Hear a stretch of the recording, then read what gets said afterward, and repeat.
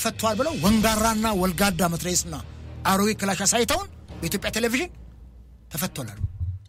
ዛሬ ብቅብል ምንድነው ያሉት ኢታማጆር ሹም? ፋኖ ወዮልሽ መሳሪያ ደበቅሽውን ብቅብቅ ያርግሽ ነው ብታስረክብ ይሻላል። እጃችን ላይ የነበረውን ስምምነት ጥለን ዛሬ በሚዲያ መልእክት ነው የሚያስረክቡ። ማን ሞኛለ እጁ ላይ ያለው ነገር የሚያስረክብሽ ተነስ። ወደብ የሌላት ሀገር በሯ ይዘጋባት ተቆልፈባት ሽንት ቤት አትሄድ ሳሎን አትወጣ። አሁን ስሙ ረከሰና ለአንድ ፋብሪካም ለአንድ ለሆነ ሳሙና እንትንም አምባሳደር ይፈጠራል። እንዴት እንዳዋረዱት እኮ ይሄንን እንኳን ሃይ የማይል መንግስት ነው የገጠመው። እከሌ ስልጣን ልቀቅ እከሌ ያው ነው። ጉልቻ ቢቀያየር ወጥ አያጣፍጥም። ያው ናቸው። እርሶም አንስተውታል። የማን ቤት ጠፍቶ የማን ሊበጅ ያውሪ መፈጫ ይሆናል እንጂ እንደሚባለው አይነት አባባል ግጭቱን ለማስቆም አምናም ይሄ ቃል ተገብቷል። አገሪቱ ውስጥ በየቦታው ያሉ እንዲያውም እኮ ትላንትና ግጭት ነበር የሚባሉት ከዛ ወደ ውጊያ መጡ። አሁን እኮ ወደ ጦርነት እየሄደ ነው። ለምንድነው እንትንም አለባብሰን የምናሳልፈው? በመላው አማራ ክልል ስር ሰዶ ዛሬ ጨቅላ ህጻናት ከ4.9 ሚሊዮን በላይ የሚሆኑ ህጻናት ከትምህርት ገበታ ውጭ ናቸው። ትምህርት ቤቶችን እያየን ከሆነ ወድመው መከላከያውም የፋኖ ኃይልም ትምህርት ቤቶችን ይጥላል። በሄደበት አጋጣሚ መሰብሰቢያው ጽፈት ቤቱም እዛው ነው። በጦርነት አትራፊ ለመሆን የፖለቲካ ፍልስፍናቸውን መሰረት የሚያደርጉ ኢትዮጵያውያን የፖለቲካ ስብስቦች እየታዩ ነው። ኤርትራ ወደቡን አሁን እየተጠቀመችበት አይደለም። ቶታሊ ሸሬት ያደረበት ነው። ያንንም ጠቅላይ ሚኒስትር መለስ በብሪት ተነስተው ይፎከሩት ምን ነው? አሁን ቄስ መሎክሴ የሚላክበት ሼህ የሚላክበት ፓስተር የሚላክበት ሽምግልና አይደለም። አለፈሱ በአማራ ክልል ያለው ሰላም እጦት ወይም ውጊያ፣ በኦሮሚያ ክልል ያለው የታጣቂዎች አሁን እንቅስቃሴ በዜጎች ላይ የሚደርስ እንግልትና የሰላም እጦት፣ በትግራይ ያለው ውል ያለየለት ሁኔታ፣ ኤምባሲዎቻችን አምባሳደሮቻችን የስልጣን ጡረታ መውጫ ሆነዋል። በቦታው ላይ የተሻሉ ዲፕሎማቶች ያስፈልጉናል። በዲፕሎማሲ ጠንካራ ያልሆነ ሀገር እንኳንም መብቱን ሊጠይቅ ቀርቶ ግዴታውን እንኳን የሚወጣበትን መንገድ ሲሸፈንበት አይተናልና በህዋት ያደግ ዘመን የተጣሉ የመሰረት ድንጋዮችን ሰርቶ ለመጨረስ ሳይሆን ነቅሎ ለማንሳት እንኳን ጊዜ ይፈጃል ብለዋል። የኢትዮጵያን ድምጽ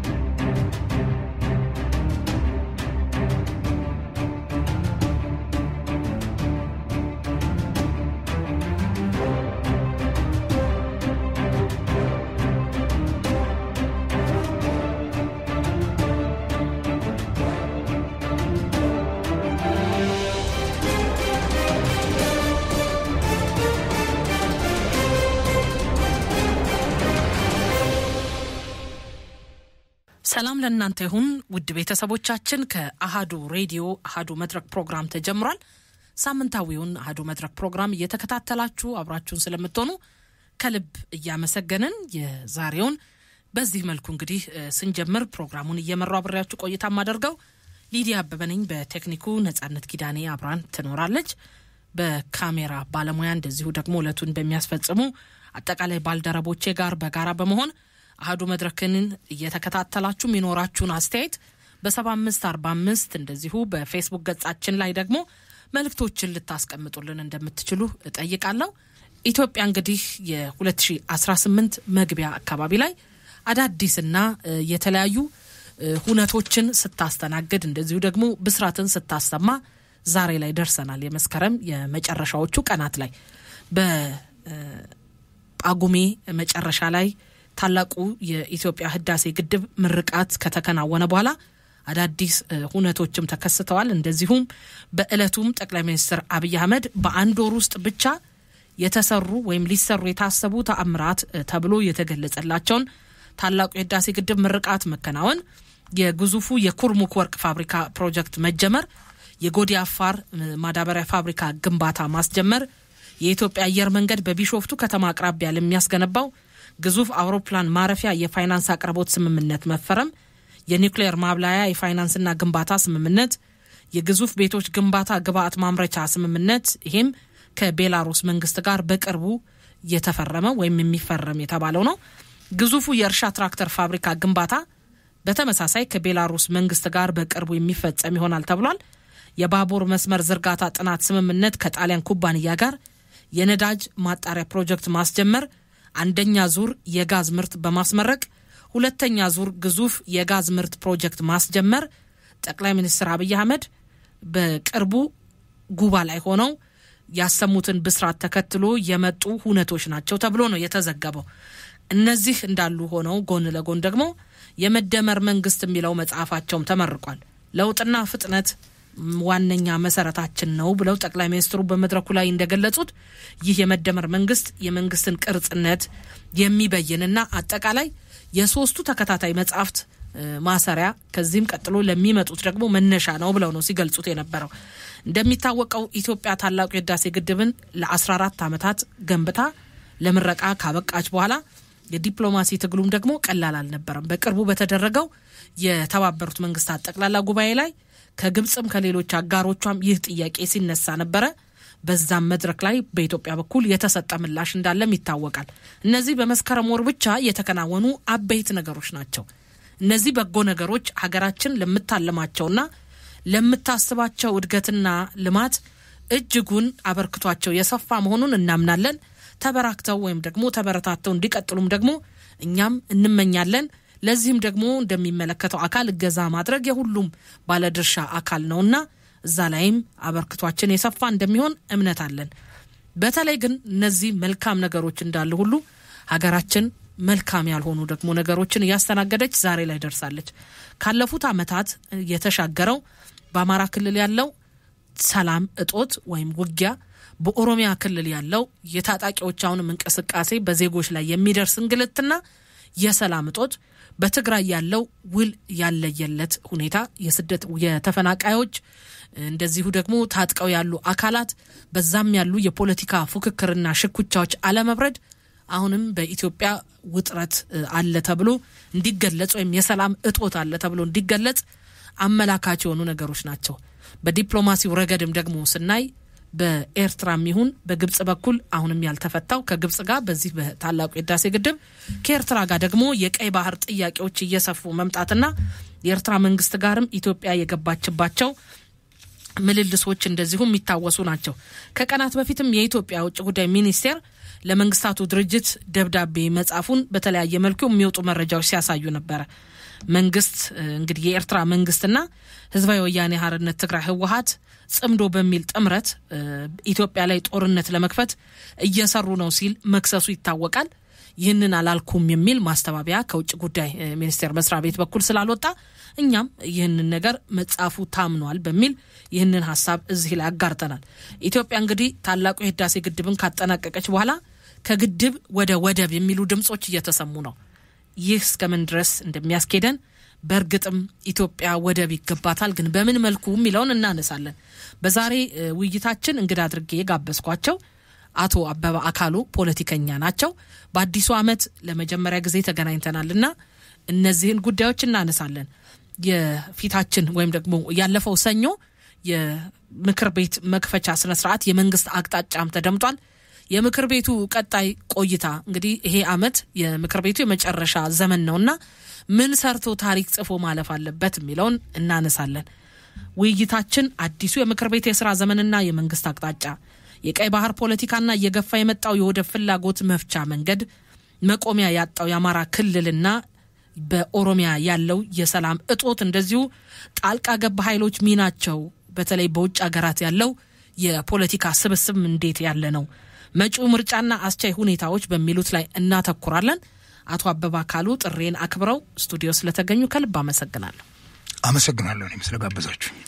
ቀድሜ እንግዲህ አቶ አበበ በሀገራችን ከጳጉሜ ጀምሮ እስካሁን እስከ መስከረም ማጠናቀቂያ ድረስ የተከናወኑ ዋና ዋና ጉዳዮችን አንስቻለሁ። እነዚህ ካነሷቸው ጉዳዮች እንጀምር። የታላቁ ህዳሴ ግድብ መጠናቀቅና ቀድሜ ስገልጻቸው የነበሩ ወደ 7 ሜጋ ፕሮጀክቶች ማጠናቀቅ ወይም ደግሞ ጅማሮች፣ ከዛ ደግሞ የተፈረሙ ስምምነቶችና በእንጥልጥል ያሉትንም ደግሞ እኔና ወደ ሌሎች ጉዳዮች እንገባለን። ከመልካሙ አንስተን እነዚህን መልካም ሊያደበዝዙብን የሚችሉ ጉዳዮች ታሳቢ ሊደረጉባቸው የሚችሉ ሸፋኝ የሆኑ በጎ ያልሆኑ ጎናችንን እናነሳለን። አመሰግናለሁ። እንግዲህ ያው የሰው ልጅ ዘመናት በተቀያየሩ ቁጥር በተስፋ ነው የሚኖረው። አዲስ ዓመት ሲመጣና ስንቀበለው ተስፋን ሰንድቃለን አይደለም? በአገር ደረጃ፣ በግል ህይወታችን ደረጃ፣ በኑሯችን ደረጃና እኔ ያኛውን ዓመት ስንሸኝ የታላቁን የህዳሴ ግድብ አስመርቀን በዓለም ፊት የኢትዮጵያ ውስጥ ተባብሮ መስራት የሚችልበትን ነገር አመቻችተን አልፈናል፣ አሳይተናልና እሱ ለኛ ትልቅ የድል ብስራት ነው። እንትኑ ከሚያመነጨው ኃይል በዘለለ ትልቅ የፖለቲካ ኢሹም አለው። አባይ ከጥንት ጀምሮ ኢትዮጵያን ጠላትም ሲገዛላት የነበረ ሳንጠቀምበት ያለፈ አሁን ደግሞ በዚህ ደረጃ የኤሌክትሪክ ኃይል ፓወር ማመንጨት የቻለ በአፍሪካ ውስጥ ቁጥር 1 ላይ የሚጠቀስ ይሄ ትልቅ ድል ነው። ይሄንን ተረባርበው ያስፈጸሙ መሪዎችን ከንጉሱ ከቀዳማዊ ኃይለ ሥላሴ ጀምሮ እስከ ዶክተር አብይ ድረስ ያሉትን እናመሰግናቸዋለን። የሁሉም ድርሻ አለበት። ሁሉም የየራሳቸውን አሻራ እዚህ ላይ አኑረዋል። ስፔሻሊ የቀድሞ ሟቹ ጠቅላይ ሚኒስትር መለስ ዜናዊ የመሰረት ድንጋይ መጣላቸው በራሱ በዛ ቀውጢ ሰዓት ላይ ይሄን ነገር ኢትዮጵያውያን ተረባርበን እንድንጨርስ አስችሎናልና ሁሉንም መሪዎቻችንን ልናመሰግን ይገባል። የኢትዮጵያ ሕዝብ ነው ሁሉም ከምንም በላይ ተመስጋኝ። እዚህ ውስጥ አሻራው ያላለፈበት ኢትዮጵያዊ የለም። አይ ቲንክ ሶ የኔ ቢጤም ጭምር ከለመነው ኮሮጆ ላይ አውቶም የሰጠ ይመስለኛልና ይሄ ትልቅ ድል ነው። ይሄን ይዘን ወደ ሌሎች ድሎች መሻገር ነው ያለብን። ይሄን አሸንፈን ሰርተነዋል። ነገር ግን በሱ ላይ ብቻ መኩራራት አይደለም። ዓለም በጣም በፍጥነት እየገሰገሰች ነው። የኛም ድህነት እየተፈታተነን ነው። የህዝባችን ቁጥር እየጨመረ ነው። የሰላም እጦታችን እየፈተነን ነው። ስለዚህ እንደገና ሌላ ትልልቅ ከዚህ ይበልጡ ሜጋ ፕሮጀክቶችን እየሰራን ማስመረቅና ለህዝብ ማሳየት የህዝብን ችግር መፍታት ነው ያለብን። እንግዲህ በዚህም ወቅት ከህዳሴው ግድብ ጋር ተያይዘው ጠቅላይ ሚኒስትሩ በዛ ሰረሞኒ ላይ በጣም በርካታ ሊሰሩ የሚገባቸውን ከ2018 ጀምሮ ቃል ገብተዋል። ጥሩ ነው፣ ተስፋ ይሰጣል፣ ደስ ነው የሚለን። ነገር ግን እነኚህ ፕሮጀክቶች ለመስራት ያለው አስቻይ ሁኔታ አገር ውስጥ ምን ይመስላል የሚለውም ነገር መፈተሽ ያለበት። እነኚህን ሁሉ መወጣት እንችላለን ወይ አቅሙ አለን ወይ የሚለው ነገር መነሳት ያስፈልጋል። ምክንያቱም አንድ ጊዜ ጠቅላይ ሚኒስትር አብይ ወደ ስልጣን እንደመጡ ምንድን ነው ያሉት ትዝ ይለኛል። ቃል በቃል ንግግሩን ባልደግሞም በህወሓት ኢህአዴግ ዘመን የተጣሉ የመሰረት ድንጋዮችን ሰርቶ ለመጨረስ ሳይሆን ነቅሎ ለማንሳት እንኳን ጊዜ ይፈጃል ብለዋል። በየቦታው ይተከሉ ነበር። ይሄ ከሳቸው አንደበት ነው የወጣው። ምናልባት ጋዜጠኞች ጎርጎራችሁ መቼ እንዳሉት ማግኘት ይችላላችሁ። አንዳንድ ጊዜ እንደዛ እንዳይሆን ሰርተን የማንጨርሳቸው መሰረት ድንጋይ ተጥለው በኋላ ላይ ህዝብ ጥያቄ ውስጥ፣ ምክንያቱም በኢህአዴግ ዘመን የተጣሉ መሰረት ድንጋዩ ዛሬም ያልተጨረሰና ህዝቡም የሚጮህባቸው ጉዳዮች አሉ፣ በጣም በርካታ ስራዎችና እንደዛ እንዳይሆን እያሳየን በተግባር እየታየ ውጤቱ እየታየ የሚሄድበት ሜካኒዝም ቢፈጠር ህዝብን ደግሞ በግልጽነት የሚያሳትፍ ቢሆን ሪሊ የተገባው ኮጉ እንትን ጥሩ ነው። ይህን ማንም አይቃወም። እኛ ስልጣን ላይ ያለው መንግስት በደንብ አድርጎ ሀገር መምራት የሚችል ከሆነ በተለይ አሁን 2018 ላይ ፕሬዚዳንቱ እንደገለጹልን በጣም በርካታ የኢኮኖሚ ፕሮጀክቶች ይሰራሉ። ከዚህ ከኢንዱስትሪ ጋር የተያያዙ ግብርናውን ከማዘመን ጋር የገበሬውን የማምረት አቅም ከማሳደግ ጋር የተያያዙ በጣም ጠንካራ ነገሮች ይሰራሉ ብለውናል። እሱን እንጠብቃለን። ግን እኔ በግሌ ከፍርሃት ጋር ነው የምጠብቀው ይሄ የሙሴን ዘመን መና እንዳይሆንብን። ምክንያቱም በጣም ትልልቅ ስንት ቢሊዮን ብር ይፈጃል የሚባል ፕሮጀክት ነው እየተነደፈ ያለውና ይሄ በጣም አደገኛ ነው። አሁን ካለብን የአገሪቱ ችግር ጋራ ከኢኮኖሚ ውድነት ጋራ ከህዝቡ መራብና ከኑሮ ውድነቱ ጋራ ጥንቃቄ ይፈልጋል። ይሄንን በደንብ አድርጎ አይቶ ልንሰራ የምንችለው ከአቅም በላይ ማቀድም ተገቢ አይደለም። እንደ አቅም ማቀድ ነው ያስተዛዝበናል፣ ውሸታም ያሰኛልና እኔ ጥሩ ነገር ነው የታለመው። ነገር ግን ይሄ ሲተገበር ህዝብን ሲያሳትፍ ማየቱ ደግሞ ከምንም በላይ ነው የሚሆነው። እሺ አለፈውን ዓመትና ወደዚህ የተሻገሩትን ጉዳዮች አንስተናል አቶ አበበ። ቀዳሚው የሚሆነው እንግዲህ ሀገራችን የምትመራበትን የመንግስት አቅጣጫ የሚበይነው ይሄ የህዝብ ተወካዮች ምክር ቤት ላይ ፕሬዝዳንቱ ያደረጉት ንግግርን ጠቀስ አድርገውታል። በብዙ መልኩ ያነሷቸው ሐሳቦች አሉ። ከሰላምም ከኢኮኖሚም ከዲፕሎማሲም የኢትዮጵያን ጥቅም ከሚያረጋግጡም ከዜጎች ተጠቃሚነት አንጻርም ነጥቦች በተለያየ መልኩ ተነስተዋል። ረዘም ያለ ሐሳብን ያንጸባረቁት። በቀጣዩ ሳምንት ደግሞ ይሄንን የመንግስትን አቅጣጫ ይሄ ምክር ቤት ያጸድቃል ተብሎ የሚጠበቃልና እንዴት አገኙት? የመንግስት አቅጣጫ ካለፈው አመት አቅጣጫ ተለውጦ ይመጣል ወይ? እርሶ በቅርበት እንደሚከታተሉት የኢትዮጵያ የመንግስት አቅጣጫ ተብለው የሚቀመጡ ነገሮች ተፈጻሚ ሆነው አይተናቸዋል። በተለይ የነዚህ የ5 አመቱ የምክር ቤቱ ቆይታንም ዘንድሮ እንግዲህ የመጨረሻው ስለሚሆን እንዴት አገኙት? እንግዲህ የዚህ አመቱ ፓርላማ የመጨረሻው ነው። በዚህ አመት መጨረሻ ላይ ምርጫ አለ። 7ኛው ሀገራዊ ምርጫ ይኖራል።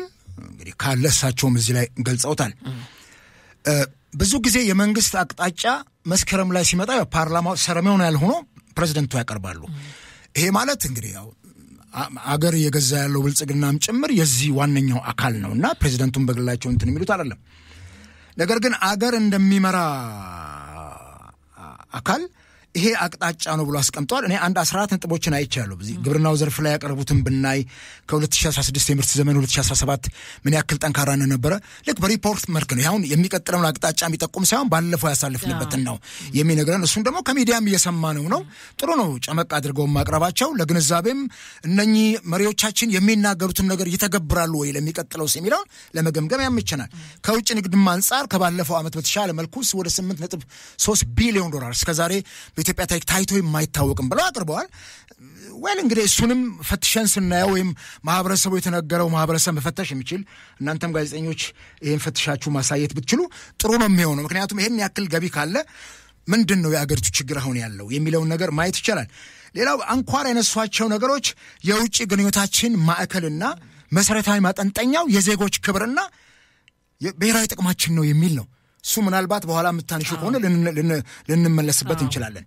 እሱ በጣም ወሳኝ ነገር ነውና በዚህ ላይ ምን ያክል ስራ ይሄ መንግስት ይሰራል እንግዲህ እኛም እናንተም ቁጭ ብለን ገምገመን የምናየው። ምክንያቱም ዜጎች በሄዱበት የትኛውም ሀገር ላይ የሚገጥማቸው ችግር እዚህ ሀገር ውስጥ እንኳን የሚገጥማቸው ችግር እጅግ የከፋ ስለሆነ እሱን ማየት እንትንላለን። ሌላው አያይዘው ያነሱት በያዝነው ዓመት በሀገራችን የሚካሄደው ምርጫ ታማኒነት፣ ገለልተኛ የሆነ ዲሞክራሲያዊ የሆነ ህዝቡ የሚቀበለው ቁብልነት ያለው ብለውናል።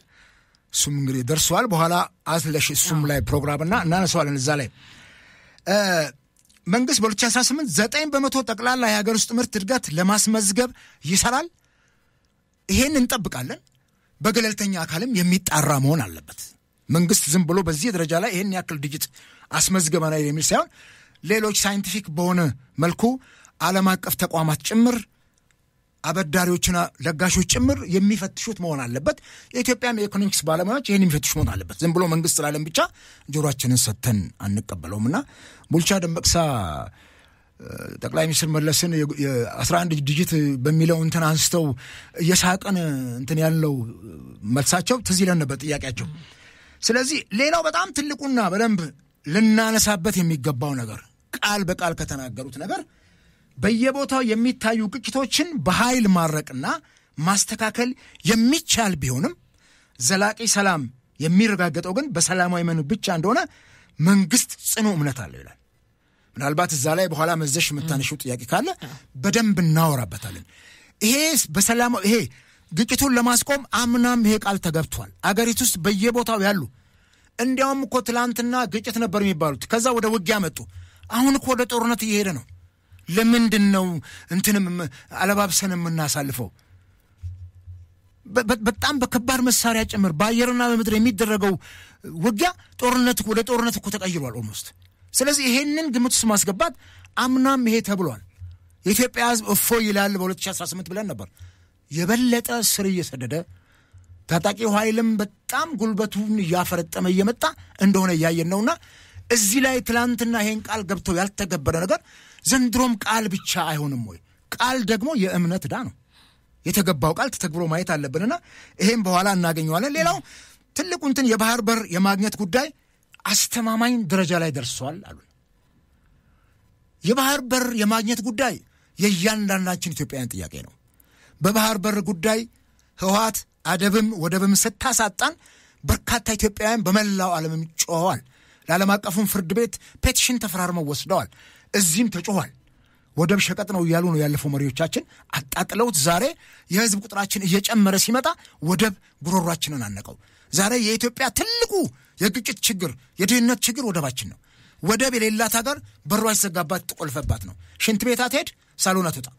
ይሄን ችግር ለመቅረፍ በባህር በር ጥያቄ ጉዳይ ላይ አስተማማኝ ደረጃ ላይ ከደረሰ ለህዝብ መግለጽ ነው። ደስ እኮ ነው የሚለን። በምን መልኩ ነው ግን አስተማማኝ ደረጃ ላይ ደረሰው? ከዚህ ጋር ተያይዞ ዲፕሎማሲያችን ምን ይመስላል? ከዚህ ጋር ተያይዞ ከጎረቤት ሀገር ጋር ያለን ግንኙነት ምን ይመስላል? ሰጥቶ በመቀበል መሪ የሄድንበት መንገድ ምን ያክል ርቀት አስኪዶናል? ከኤርትራ ጋር የነበረው ወዳጅነት ለምንድን ነው በተወሰኑ ቀናት ውስጥ የጨለመው? እሱን ምናልባት በኋላም የምታነሹ ጉዳይ ስለሆነ በደንብ የምናየው ይሆናል። ከቀይ ባህር ታሪካዊ እንትነት ተይዞ ከዛ ውጪ እነኚህ ሌሎች ያቀረቧቸውን በተለይ መንግስት ኢኮኖሚውን ከዕዳ ጥገኝነት በማላቀቅ ወደ ኢኮኖሚያዊ ሉዓላዊነት ያሳድጋል ብለውናል። የዕዳችን መጠን አሁን መክፈል እስከማንችልና ከዓመት በጀታችን ጭምር በጀት ተይዞለት የሚከፈል ዕዳ ነው ያለብን። ስለዚህ ዕዳው ምን ያክል ዋጋ እያስከፈልን በድህነት ውስጥ እንዳቆራመደን በተለይ የማይክሮ ኢኮኖሚው እንትን ተሻሻለ ተብሎ ከዓለም አቀፍ አበዳሪ አካላት የወሰነው ገንዘብ ጭምር ምን ያክል የኢኮኖሚ ውጣ ውረድ ውስጥ እንደከተተን ምን ያክል የኑሯችን ማድቀቂያ መዶሻ እንደሆነ ተመልክተነዋል። ዛሬ ገበያው ምን ያክል በየቀኑ ፍላክቹዌት እያደረገ ዜጎች የመኖር ሁሉናቸውን የተፈታተነው ያለውና ይህን ጉዳይ ከፍ ብሎ ካየ ነው ከዛ ከዕዳ ከወጣንማ በጣም ትልቅ ነገር ነው። መንግስት ይህን የሚገባቸውን ቃሎች እኮ ከተገበረ ምንድን ነው እሱ? እኔም ስልጣን እኮ ከቀምቶ ከሱ መውሰድ ወይም ተጋፍቶ አብረነው መኮልን ስራ እንችላለን። እንደዚህ አይነት ነገሮችን ማስተካከል የሚችል ከሆነና ይሄ ቃል ብቻ ሆኖ እንዳይቀር ጥንቃቄ ይፈልጋል። እነኚህን ነገሮች ነው ያነሱት።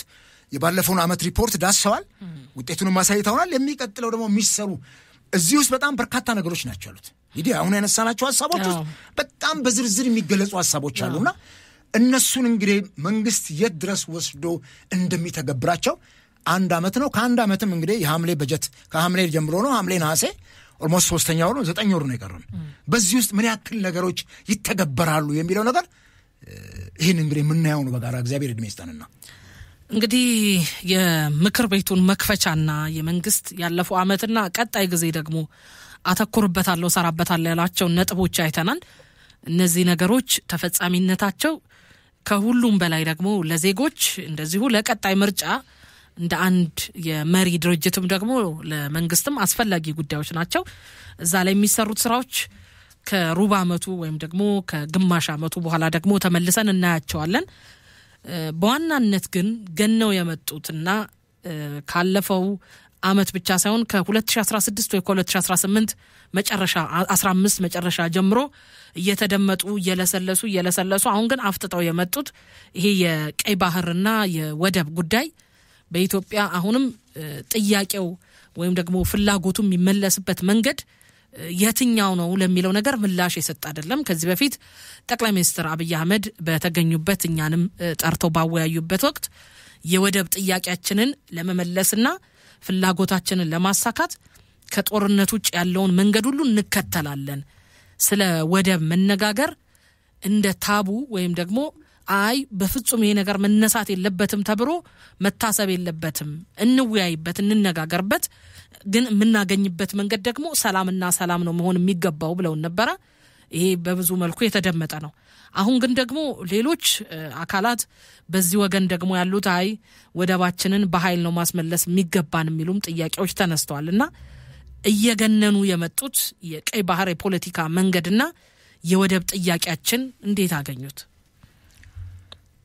እንግዲህ በእኛ ሀገር ፖለቲካ ውስጥ ብቻ አይደለም የቀጠናው የአፍሪካ የዚህ ምስራቅ አፍሪካ የቀንዱ ቀጠና ከዚህ ከቀይ ባህር ጋር በጣም አታች የሆነ ነው። እጅግ አታችመንቱ የከፋ ነው። በዛ ላይ ደግሞ የምዕራባውያን ፍላጎት አሁን ደግሞ እያደገ ሲመጣ ከምዕራባዊ ፍላጎት ጎን ለጎን ከቀይ ባህር ጋር ተያይዞ የእንትኖች የአረቦች ፍላጎት አረቦችም በዚህ በመሳሪያ አቅማቸው የዳበሩ ሲመጡ ፖለቲካቸውንም ማስፋት ሲፈልጉ እየዘመኑ ሲመጡ ቀይ ባህር ላይ ያላቸውን ፍላጎት በትክክል እየተመለከት ነው መተናል። በተለይ የሳውዲ አረቢያና የኢዩ እንትን በጣም የአረብ ኤሚሬትስ እየጨመረ መምጣቱን እናያለን። ከዚህ አንጻር ኢትዮጵያ ለ2000 ዓመታት ቀይ ባህር በኢትዮጵያ ስር እንደነበር ይታወቃል። ቀይ ባህር የኢትዮጵያ አየር ኃይሏን እንደፈለገ የምታንቀሳቀስበት ወደቦችን የምትጠቀምበት ለ2000 ዓመታት ያክል በዚህ ተጠቅማ እንዳለፈች ይታወቃል። እንግዲህ ዋናው እንትናችን ከ1890 የጣሊያን እንትን በኋላ ነው ከኤርትራ ጋር ያለው ቁርሾ የጀመረው። ከዛ በኋላ ግን ኢትዮጵያን ይሄ የቀይ ባህር ወደባችን ክፍላተ ዓለማትን የሚያገናኝ ጭምር ነው። አፍሪካ፣ ኤሲያ፣ አውሮፓ እነኛ ሀገራት በይበልጥ በዚህ የቀይ ባህር እንቅስቃሴ ውስጥ በንግድም በምንም የሚገናኙበት ትልቅ ትኩሳት ነው። ከዚህ ውጪ ጎረቤታችን ያሉ ሶማሊያ፣ ጅቡቲ፣ ኤርትራን የመሳሰሉ ሀገራትም በጣም ትልቅ ኢንተረስት አላቸው። እነሱም የቀይ ባህር አካላት ናቸው ከኢትዮጵያ ጭምር። ስለዚህ እነኚህ ይሄ ፍላጎት ከጥንት ጀምሮ የነበረ እጃችን ላይ የነበረውን ወደብ ስናጣና ከዚያ በኋላ የህዝባችንም ቁጥር እየጨመረ ሲመጣ ምናልባት ይሄን ወደብ ስናጣ የኢትዮጵያ ህዝብ 40-50 ሚሊዮን ቢሆን ነው። በደርግ መጨረሻው ላይ ወደ 35 ሚሊዮን ነበርና 40 ሚሊዮን 50 ሚሊዮን ቢሆን ነው ይሄን ወደብ ስናጣ። ምናልባት 40 እና 50 ሚሊዮን ህዝብ ይዞ ሎክድ ካንትሪ ሆና ኢትዮጵያ በዚህ ደረጃ ችግሩን በቀላሉ መቅረፍ ተችሎ ይሆናል ምናልባት። ምክንያቱም የህዝቡ ቁጥር ፖፑሌሽናችን በጣም እንዳሁኑ ደንስ አልሆነም። ከዚህ አንጻር አሁን ግን 135 ሚሊዮን እንዲያውም በ2030 ዓመተ ምህረት በአውሮፓውያን አቆጣጠር የኢትዮጵያ ህዝብ 150 ሚሊዮን ይሆናል ተብሎ ነው የሚገመተውና ይሄ የህዝብ ቁጥር በየቀኑ የጨመረ የመጣ ከአፍሪካ ሁለተኛ የህዝብ ቁጥር ላይ ያለች ሀገር ምንም ወደብ አልባ ሆና እስኬት እንዘልቃለን የሚለው መንግስት አገሪቱ እስኬት ትዘልቃለች ብቻ አይደለም። መንግስት ራሱ ስልጣኔ ላይ እስከመቼ ነው የምቀመጠው? እቺን ወደብ አልባ አገር እየመራሁኝ ችግሩን መቅረፍ የማልችል ከሆነ የወደብ ችግሩ ገንግኖ ወጥቶ ህዝብን በኔ ላይ ላነሳሳ ይችላል ብሎ ሊፈራ ይገባል። አይ ቲንክ ሶ ዶክተር አብይም አንዱ የሚያስፈራቸውም ይሄ ጉዳይ ይመስለኛል። በዚህ ደረጃ ህዝቡ ከወደብ ጋር ተያይዞ በሚፈጠር የኢኮኖሚ ቀውስ ልዩ ችግር ነው የሚፈጠረው። ዛሬ ለጅቡቲ የምንከፍለው ገንዘብ እኮ ጅቡቲን እኮ ኢኮኖሚዋን ደግሞ እኮ ያኖራታልና ጅቡቲ እንዲያውም በእኛ ገንዘብ ነው የምትኖረው እኮ። ጅቡቲም ሆነች ኤርትራ ወደቡን አሁን እየተጠቀመችበት አይደለም። ቶታሊ ሸሬት እያደራበት ነው። ያኔም ጠቅላይ ሚኒስትር መለስ በእብሪት ተነስተው ይፎከሩት ይሄንን ነው። ሸሬት ያድራበት ገመሎቿን ማታጣበት እያሉ ነበር የሚሉትና ዛሬ ግን እነሱም ችግር ውስጥ ተቆራምደዋል፣ እኛም ችግር ውስጥ ተቆራምደናል። ስለዚህ የዚህ ይሄ ወደብ ባለቤትነት እንትናችን ጥያቄያችን ተገቢና ተገቢ ነው። የትኛውም ትውልድ ሊያነሳው የሚገባ ነው። ይሄን የወደብ ጥያቄ ትላንት ጠቅላይ ሚኒስትር አብይ ወደ ስልጣን ሳይመጡም በፊት በርካታ ኢትዮጵያውያን እነ ዶክተር ያዕቆብ ኃይለማርያም አሰብ የማናት የሚል መጽሐፍ ጽፈው እንትን እስከሚሉ ድረስ በርካታ የኢትዮጵያ ምሁራን በመላው ዓለም ያሉ ፔቲሽን ተፈራርመው ዓለም አቀፍ ፍርድ ቤት እስከሚያቀርቡ ድረስ የኢትዮጵያ አሰብ የኢትዮጵያ ነው ብለው ሲሟገቱ ነበር። ስለዚህ ያ አልተሳካልንም። በነበረው ስርዓት ጡንቸኛ እንትን ተደፈቅን፣ አገሪቱን ወደብ አልባ አደረጋት። ችግሩን እኛ አሁን የችግሩ ገፈት ቀማሽ ሆን። ስለዚህ እነኛ አካባቢዎች ይሄ አካባቢ የጦር ቀጠና ነው ብዬሻለሁ። የሁሉም ሰው ፍላጎት ያለበት ነው የሁሉም ሀገር። ስለዚህ ከዚህ አንጻር እንዴት ነው እሱ ይሄን ችግር የምንቀርፈው? እኔ ፕሬዚደንቱም ኦልሞስት እንደተጠናቀቀ አድርገው ነው ያቀረቡት። የወደብ እንትኑ ኦልሞስት በቃ በዓለም አቀፍ ደረጃም ተቀባይነት እያገኘ የመጣ ነው ጥያቄያችን የሚል ሐሳብም አንስተዋል። አዎ ዓለም አቀፉንም ጫና መፍጠር የምንችል ከሆነ እኮ በአንድነት ኢትዮጵያን ሁሉ ህዝብ ይዛ የወደብ አልባ እንድትሆን እኮ ዓለም አቀፉ ማህበረሰብ እኮ አይፈርድብንም፣ ወይም የሆነ ሶሉሽን ይፈጠራል። ምናልባት ነገ ምዕራባውያን ልክ አሁን ትራምፕ በጋዛና በእንትን መካከል ገብተው ችግሩን ለመቅረፍ ያደረጉትን ነገር እንዲህ አይነት ነገር ቢመጣ እኮ እነሱ ከፈለጉና ይሄን ቢያደርጉ እኮ ሁለቱም መንግስታት ለዚህ እንትን ይገዛሉ። ነገር ግን ይሄንን ለማድረግ የሚያስችሉ መሬት ላይ ወርደው የተዘረጉ ነገሮች ካሉ ለህዝብ ማሳወቅ ነው። በምን መልኩ ነው? ማንም እኮ የሚቃወም የለም ከሰይጣን ካልሆነ በስተቀር በኢትዮጵያ ወደብ የማግኘት ጉዳይ ላይ ማንም ሰው። ነገር ግን በምን መልኩ ነው? ቅድም እንደነገርኩሽ ከኢቭን አይደለም ጎረቤት ሀገር ጋር ቀርቶ እዚህ ሀገር ውስጥ ባለ እንኳን ግጭትና ውጊያ ችግሩን በሰላማዊ መንገድ መፍታት ፈልገን ነው ያሉን ፕሬዝዳንቱ። ይህም በኋላ እንመጣበታለን ብዬ አስባለሁ። ይሄንን ማድረግ ከተቻለ አሁንም ከኤርትራ ጋር በተለይ ከወደቡ ጋር አንዳንድ ጊዜ እኮ የእኛም ዲፕሎማሲ የሚያሳክረው ነገር አለ። ባለፈው አዳራሽ ውስጥ ትዝ ይልሽ እንደሆነ በጣም ብዙ ምሁራን በተገኙበት እኔም ሀሳብ አቅርቤ ነበር ከወደብ ጋር ተያይዞና አንዳንዱ ከአንዳንዶቹ ጋር የማንግባባበትም ነገር ተፈጥሯል። ዲፕሎማሲያችን እየተቃኘበት እየሄደበት ያለው መንገድ ተገቢ አይደለም። ዲፕሎማሲያችን በሙያተኞች ይመራ። የኢትዮጵያ የዲፕሎማሲ እንትን እየወረደ ነው የመጣው። ቀድሞ በንጉሱ ጊዜ የነበሩትን የዲፕሎማሲ እንቅስቃሴዎች በደርግም ጊዜ የነበሩትን የተሻለ እንትን ነበራቸው። አሁን ግን ኤምባሲዎቻችን፣ አምባሳደሮቻችን የስልጣን ጡረታ መውጫ ሆነዋል። በቦታው ላይ የተሻሉ ዲፕሎማቶች ያስፈልጉናል። እነኝን ይዘን ነው መግፋት የሚገባን። ይሄ ሲሆን ነው ዓለሙንም የምናሳምነውና በዚህ መልኩ በዲፕሎማሲው ተገፍቶ የተሄደበት ነገር ይነገራል። ከዛ ውጭ ግን እኔ በጣም ይገርመኝ የኛ ሀገር ላይ ከግድቡ ወደ ወደቡ በሚል አርቲስቶቻችን ጭምር ሳይቀር ሆበል የሚል ነገር በየሚዲያው ሲያሽላሉ ሲሰማ በጣም ነው ያዘንኩት። የሚያጋፍጥ ሙዚቀኛው ምኑም በቃ ገጣሚውም አይደለም። ፖለቲካው በሰከነ መልኩ ዲፕሎማሲው መመራት አለበት። ብለን ጦርነት እንኳን አንከፍትም። ተብሎ በስሜት ተነርተን ጦርነት አንከፍትም እኮ። ዓለም አቀፍ ተጽዕኖንም ለማምለጥ ጦርነት ቢከፈት እንኳን ከኤርትራ ጋር የሚደርስብን ማዕቀብ አለ ወይ? የህግ ክፍተት አለበት ወይ? አልሆነ የህግ ሙያተኞች ዓለም አቀፍ ሙያት በእነሱ በኩል ተጠንቶ መሆን የሚገባው ነገር ወረቀት ቀርቦ ሰሞኑን የውጭ ጉዳይ ሚኒስቴር የተባበሩት መንግስታት ድርጅት የእንትንን ጉዳይ አቅርቦ ሲወያይበት ነበር። እንዲህ አይነት የህግ ክፍተቶችን እየሞላን ነው መሄድ ያለብን እንጂ ስሜታዊ ሆነን ተነስተን ቴሌቪዥን ላይ ወጥተን ማለት አይደለም። ግፋ በለው ግደል በለው በሚለው የትም አንደርስም። ስለዚህ ይሄንን ግምት ውስጥ አስገብተን የኢትዮጵያ መንግስት ለዜጎቹ ግልጽ መሆን አለበት። እንዴት ነው የቀይ ባህር የወደብ ማግኘት እንትናችን እየተሄደበት ያለው?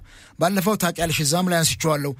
ከሶማሌላንድ ጋር ያደረግነው ፉርሽ የሆነ ስምምነት ዓለም አቀፍ ሕግን የጣሰ ከጎረቤት ጋር የሚያጋጭ ቂም የሚጭር የማይተገበር መሪዎቻችንም ትዝብት ላይ ጣለ እኮ ነው። ከኢትዮ ኤርትራ ጦርነት በኋላ ነፍሳቸውን የማወራውና መስፍን ስዩም ውጭ ተነስተው ስዩም መስፍን በቃ ባድመና ሽራሮ ለኢትዮጵያ ተመልሰዋል ብለው ሰላማዊ ሰልፍ የአዲስ አበባን ህዝብ አስወጣው። እኛም ክልል ላይ ወጣን። እንደዛ ሲሆን ምን ያክል ነው የታዘብናቸው? የኢትዮጵያ ህዝብ እንደውም ወደ ኋላ ሄዶ ቂም መቋጠር እንትን ማለት ስለማይችል እንጂ እነሱ ከዛ በኋላ 10 ምናምን ዓመት ሲገዙ በጣም ነው የሚገርመው። እና ያልተሰጠንን ነገር ያ ሁሉ ኢትዮጵያዊ አጥንቱን ደሙን ከስክሰው በዚህ አንድ ደረጃ በአደባባይ ለውሸት ተዳርገናልና መሪዎቻችንም ዛሬም አንደበታቸው መቆጠብ መቻል አለባቸው። ይመዝናል እኮ አሁን ዛሬ ቴክኖሎጂው ደግሞ አሳር ነው እኮ እንደባለፈው ዘመን አይደለምና እጃችን ላይ ነው ያለው። ይሄን መንግስት በግልጽ በሄድበት ያጣነው በዚህ 30 ዓመት ውስጥ ነው። ይሄን ወደብ አተንም ድህነታችንን አየነው፣ የኑሮ ድህነትን አየነው። ዛሬ ለወደብ የሚከፈለው ኪራይ ምንና ምን ያክል ነው? በጣም ከባድና ትልቁ ወጫችንም እሱ ነው በውጭ ንግድ ላይ ያለን እና ይሄ የወደብ የማግኘት እንትናችን ፍላጎታችን ቢሳካ እኮ እውነት ነው የምልሽ ምን ያክል የተሻለ ኦልሞስት አሁን ያለው ችግራችን 50-60% ሊቀረፍ የሚችልበት ሁኔታ ስላለ ይሄን መንግስት በግልጽ ከህዝቡ ጋር እየተወያየና ህዝቡን እያሳመነ የደረሰበትን እየነገረን ደባብቆ ሸፋፍኖ ሳይሆን ይሄን ቤት የተሻለ ነገር እናገኛለን። ነገር ግን አሁንም የጦርነት እሳት ተጭሮ ወደዛ መንገባ ከሆነ እሱም ስትራቴጂ ያስፈልገዋል። ጦርነት እስከሚያማዝዝ የምንሄድበት ጉዳይ የመጨረሻው የህልውናችን ጥግ ላይ ስንደርስ ነው። ሌሎች ሰላማዊ መንገዶችን አሟጠን መጠቀም አለብን። ካሁን በመንግስት በኩል የሚሄድበት መንገድ ይሄ ነው ብሎ አልተነሳምና እዚህ ላይ የሚነገሩና ለውይይት ወይም ደግሞ ከሀገር መውደድም ከብሔራዊ ጥቅም አንፃር የሚነሱ ነገሮች መንግስት የሚከተላቸውን አቅጣጫዎች እንዳይሸፍኑት። ምክንያቱም እዚህ የሚከታተሉ የዲፕሎማቲክ ማህበረሰብ በጣም ብዙ ነው ያለውና ያነሱት ነጥብ ትክክለኛ ነው። እንግዲህ ኢትዮጵያ በዓለም አቀፍ ደረጃ ቅቡልነት ያለው የዲፕሎማሲ ስራ እየሰራች ነው የሚል ሐሳብም ተነስቷል እና በምክር ቤቱ ላይ ከዚህ ሐሳብ ጋር የይዤ የማነሳው ነገር አሁን ያለንበት የዲፕሎማሲ ደረጃችንን ካየነው ከባለፉት አመታት ጋር ያለንበት ደረጃ ምን ይመስላል የሚለውን መመልከትና በቀጣይ ትኩረት ሊደረግባቸው የሚችሉ ነገሮችን ማንሳት ይገባል። በዲፕሎማሲ ጠንካራ ያልሆነ ሀገር እንኳንም መብቱን ሊጠይቅ ቀርቶ ግዴታውን እንኳን የሚወጣበትን መንገድ ሲሸፈንበት አይተናልና በዓለም አቀፍ ደረጃ ደግሞ የኢትዮጵያን መንግስት አስተዳደራዊ ስርዓት ከዲሞክራሲም ከሰብአዊ መብትም አንፃር ከሳሾች በጣም እየበዙ ነው የመጡት። አንደኛው ወገን በውጭ ያለው ይሄ የዲያስፖራ ኃይል ነው። ሌላኛው ደግሞ እነዚህን የዲያስፖራ ኃይል ይደግፋል ተብሎ የሚገመቱ ሌሎች ተሳታፊ ኃይሎች ናቸውና ይሄንን መቀልበስ ይሄንን ወደ ተሻለ አቅጣጫ ማምጣት የሚገባ የቤት ስራ ነውና እዚህ ላይ የርሶን ሐሳብ ልቀበል ብዬ ነው። ጥሩ ሐሳብ ነው የመዘዝሽው። እንዴ ካንቺ ጋር መወያየት አንዳንዴ ደስ ይለኛል። የምታነሻቸው ይሄ ተከታታይ ጥያቄዎች በጣም ነው ደስ የሚሉት። ዲፕሎማሲ በጣም ትልቅ ነገር ነው። እኔ ወደ ኋላ ሄደን ስናይ የነግርማቸው ተክለሃሪያትን የዲፕሎማሲ ዘመን ሳየው በተለይ ንጉሱ ከስልጣን ሊወገዱ አካባቢ ከ1953 በኋላ ንጉሱን ሲመክሩ የነበረው ዲፕሎማት ሆኖ ሌላውን ዓለም ሲያሳምኑ የነበረውን ነገር ስናይ በጣም ጥንካሬ ያስፈልገዋል ዲፕሎማሲ የአንድ ሀገር ዲፕሎማት የአንድ ሀገር አምባሳደር አሁን ስሙ ረከሰና ለአንድ ፋብሪካም ለአንድ ለሆነ ሳሙና እንትንም አምባሳደር ይፈጠራል እንዴት እንዳዋረዱት እኮ ይሄንን እንኳን ሃይ የማይል መንግስት ነው የገጠመን እኮ አንድ ሽቶ ፐርፊውም ለማስተዋወቅ የዚህ አምባሳደር በጣም ነው አምባሳደር በጣም ትልቅ ትርጉም እኮ ያለው ነው ወደ ኋላ ሄዶ ታሪክን ስለማያውን ትውልድ የዚህ እኮ አምባሳደር ሆነ ተብሎ አርቲስቶች ያደምቁታል መቼም ይሄ ዘመን የማስታወቂያ ዘመን የዚህ ክላይማክስ ደረጃ ላይ በሚደርስ ኩሸቴ ሃይፐርቦል የሚሉት ፍረንጆቹ በስነ ጽሁፍ ኩሸት ላይ የደረሰ ነገር ይዘን ሆይ እንላለንና ይሄን ስናየው የዲፕሎማሲያችንን ክፍተት እኮ በቅርቡ ካስመረቅ ነው ግድብ ጋር ማያያዝና ማየት ይችላል የስንት ሀገር መሪዎች መጡ ሪሊ ኢትዮጵያ በአፍሪካ እንዲህ አይነት ግዙፍ የሆነ የህዳሴ ግድብ ስታስመርቅ እንዴት ነው እሱ አንድ ከምዕራቡ ዓለም እንኳን ወዳጅ ነው የምንላቸው ሀገሮች እንዴት አይመጡም ከጥንት ጀምሮ 100 ዓመት የግንኙነት ታሪክ አለን የምንላቸው ሀገሮች አንድ መሪ እንኳን እንዴት አይገኝልንም እዚህ የጎረቤታችን እኮ ሙሉ አይደለም የተገኙት ይሄ በየሀገራቱ ያሉ ዲፕሎማቶች ትልቅ ስራ መስራት ነበረባቸው ፈረንሳይ ኢትዮጵያ ወዳጅ ናት ቀደም ወዳጅ እንግሊዝ ቀደም ያለ ወዳጅ ናት አሜሪካን ቀደም ያለች ወዳጅ ናት እንዴት ነው ከነኛ ሀገሮች እንኳን ትልልቅ እንትኖችን እዚህ ቦታ ላይ መሪዎቹ ባይገኙ እንኳን አትሊስት በዛ ደረጃ ትንሽ የመጥን አካል መገኘት ያልቻለበት ምክንያት ይሄ የዲፕሎማሲያችን ውጤት ነው ግብጽ ይሄ ግድብ እንኳን በደስታ እንዳንመርቀው ምን ያክል ርቃ ሄዳለች ዲፕሎማቶቿን እየላከች የምዕራቡ ዓለም መሪዎች እኛ እዚህ ግድቡ ምርቃት ላይ እንዳይገኙ ሪሊ ይሄንን ቀድመን ነው መገኘት የሚገባል ግብጽ በውሃ ፖለቲካ ከኛ በጣም ቀድማ የሰራች ናት ግብጽ እኮ ውሃ ሳይኖራት ከወተር ቴክኖሎጂ ጋር የተያያዙ ብዙ ዩኒቨርሲቲዎች አሏት እድሜ ለመንግስቱ ኃይለማርያም የአርባ ምንጭ ዩኒቨርሲቲን እኮ እሳቸው ናቸው ያስጀምሩትና የውሃ ሰዎች መፈጠር የጀመሩት በውሃ ላይ የሚያጠኑ ሰዎች ዛሬ የዛ የአርባ ምንጭ ዩኒቨርሲቲ ትሩፋቶች ናቸው ከራሳቸው ከኃይለማርያም ደሳለኝ ጀምሮ ስለዚህ ይሄንን ስናስብ ምንድነው ዲፕሎማሲው በአግባቡ መሰራት አለበት ለከናቸው ሄደው ኤምባሲ ውስጥ የሚደባደቡ ዲፕሎማቶች ባሉበት እንት ላይ ምን ያክል ለክብራችንና ለሀገራችን ውርደት ነው ይሄንን በተለይ ሁሉ ጊዜ እናገራለሁ ዛም ላይ አይ ቲንክ ያን ፕሮግራም አንቺም ስትመሪ ነበርሽና ያነሳው ሐሳብ አለ የጎረቤት ዲፕሎማሲ ይበልጣል ከሩቅ ሀገር ከነ አሜሪካን ከነ ፈረንሳይ ከነ እንግሊዝ ምናልባት ሀብታም ሀገሮች ስለሆኑ ስለሚያበድሩን ስለሚለግሱን እንደፈለጉ ፖለቲካ ውስጥ ገብተው የፈለጉትን አቅጣጫ ስለሚያስይዙ ፓወር ስላላቸው የጦር መሳሪያ ስለሚሸጡልን ካልሆነ በስተቀር ትልቁ ዲፕሎማሲ ከጎረቤት ጋር ነው የሚሆነው እኔ በቤተሰቤም ምንም ከጎረቤት ጋር ያለን ዲፕሎማሲ ከዘመዶቼ ይልቅ ከወላጆቼ ይልቅ በርቀት ካሉት ይልቅ የተሻለ ዲፕሎማሲ መፍጠር ያለብኝ ከዛ ጋር ነው ምክንያቱም በየለቱ ባለኝ የህይወት እንቅስቃሴ ውስጥ የማገኛቸው ጎረቤቶችን ስለሆነ ስለዚህ ጎረቤት ሀገር ላይ ሶማሌ ሱዳን ኬንያ ስፔሻሊ ግብጽ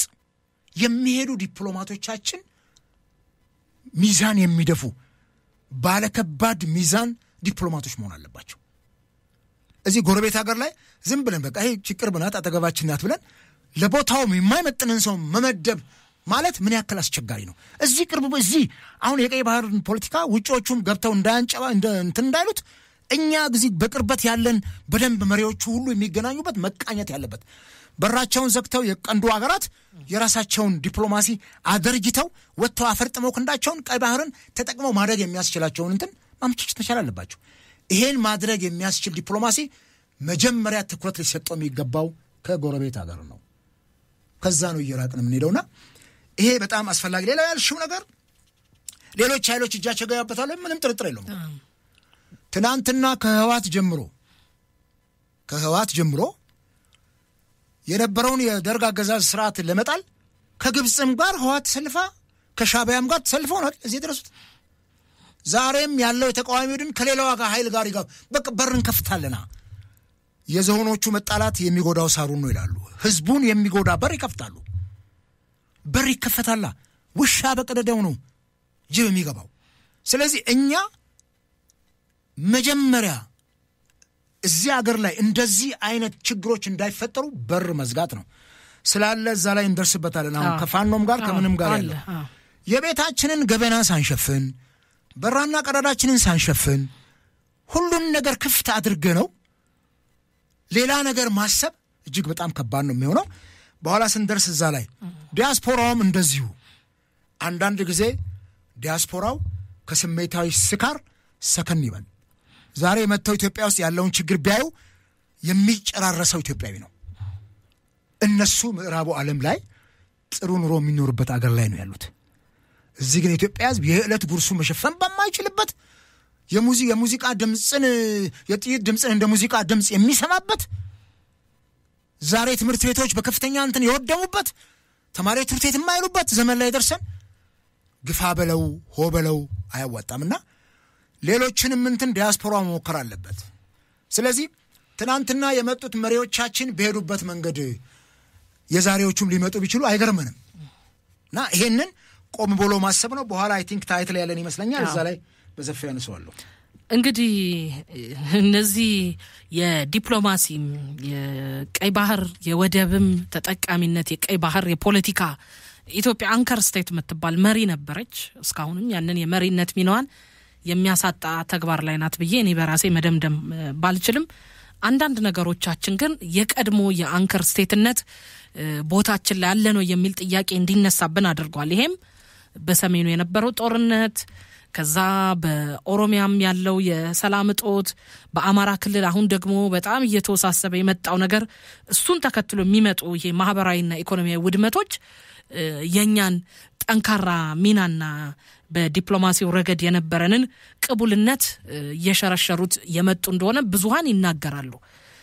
እንግዲህ ለነዚህ ሁሉ መፍቻው ቁልፉ መንገድ የቤትን ገበና ሲሉ እንደነበሩት አቶ አበበ ሰላምን ማረጋገጥ። ቤትም ሀገር ሙሉ የሆነ ሰላም የለም፣ ግን ሰላም ደግሞ እና አንጻራዊ ሰላም የሚባሉት ነገሮች አስፈላጊነት የሚታበል አይደለምና በአማራ ክልል ያለው የሰላም እጦት ከዛ ውጊያው በጣም ያፈጠጠው ውጊያ በኦሮሚያ ያለው አሁንም ተንሰራፍቶ ያለው የዚህ የታጣቂ ቡድን መኖርና በሚፈለገው ልክ የህዝቡም የመልማትም የማደግም መብቶቹን እንዳይተገብር ወይም እንዳይኖርበት የማድረግ ነገር በትግራይ ያለው ሰላምም አይደለም የሚባል ዝም ያለ ሂደትና እስካሁን ድረስ ተፈናቅለው በቤታቸው ያልተመለሱ ዜጎች ታጥቆ ያለው ኃይል መንግስትም እየከሰሰው ያለው የዚህ የፖለቲካ ስብስብ አሁንም መፍቻ መንገድ የሚጠይቅ ነውና እነዚህ ነገሮች እያሉም እርሶም ቀድሞ ሲያነሱ እንደነበረው በምክር ቤት መክፈቻው ላይ ፕሬዝዳንቱ ግጭት ለማስቆም መንግስት ከኃይል ይልቅ ሰላማዊ መንገድ መከተል እንደሚመርጥ ጠቁመዋልና አዋጥቶናል የሚለውን እናነሳለን። በእነዚህ አካባቢዎች ያለው የሰላም እጦት ተራዝሞ እዚህ መድረስ ያስከፈለን ያለው ዋጋ እና ታሳቢ መደረግ ያለባቸው ጉዳዮች በሁለተኛ ደረጃ ከዚህ ጋር አካተው እንዲያዩልኝ ነው። ሶስተኛውና ዋናው ነካ ትንሽ አድርገውት የወጡት በጦርነት አትራፊ ለመሆን የፖለቲካ ፍልስፍናቸውን መሰረት የሚያደርጉ ኢትዮጵያውያን የፖለቲካ ስብስቦች እየታዩ ነው። ማስተማር ማረቅ ዜጋው ከጠበንጃ ይልቅ በስኪብርቶ መዋጋት እንዲችል ከማድረግ በላይ አሁንም መንግስትን እናወርዳለን ስልጣንን በዚህ መልኩ እንቆጣጣራለን የሚሉ አይነት ነገሮች ተበራክተው መቀጠል በኢትዮጵያ የፖለቲካ ኃይል ወይም ስብስብ ላይ ተስፋ የሚያስቆርጡ ነገሮች እንዲታዩ አሁንም በሰላማዊ ሽግግር ስልጣን መያዝን ሳይሆን በእንደዚህ አይነት መታጠር በዚህ ጎን ለጎን ደግሞ እርሶም አንስተውታል የማን ቤት ጠፍቶ የማን ሊበጅ ያውሬ መፈንጫ ይሆናል እንጂ እንደሚባለው አይነት አባባል ካልኖርንበት ወይም እኛም ካልተሳተፍንበት አብረን እንጥፋ የሚመስል የፖለቲካ መንገድን የሚከተሉ ኃይሎችን እያየን ነውና እነዚህን እናንሳቱ። አበበ አመሰግናለሁኝ።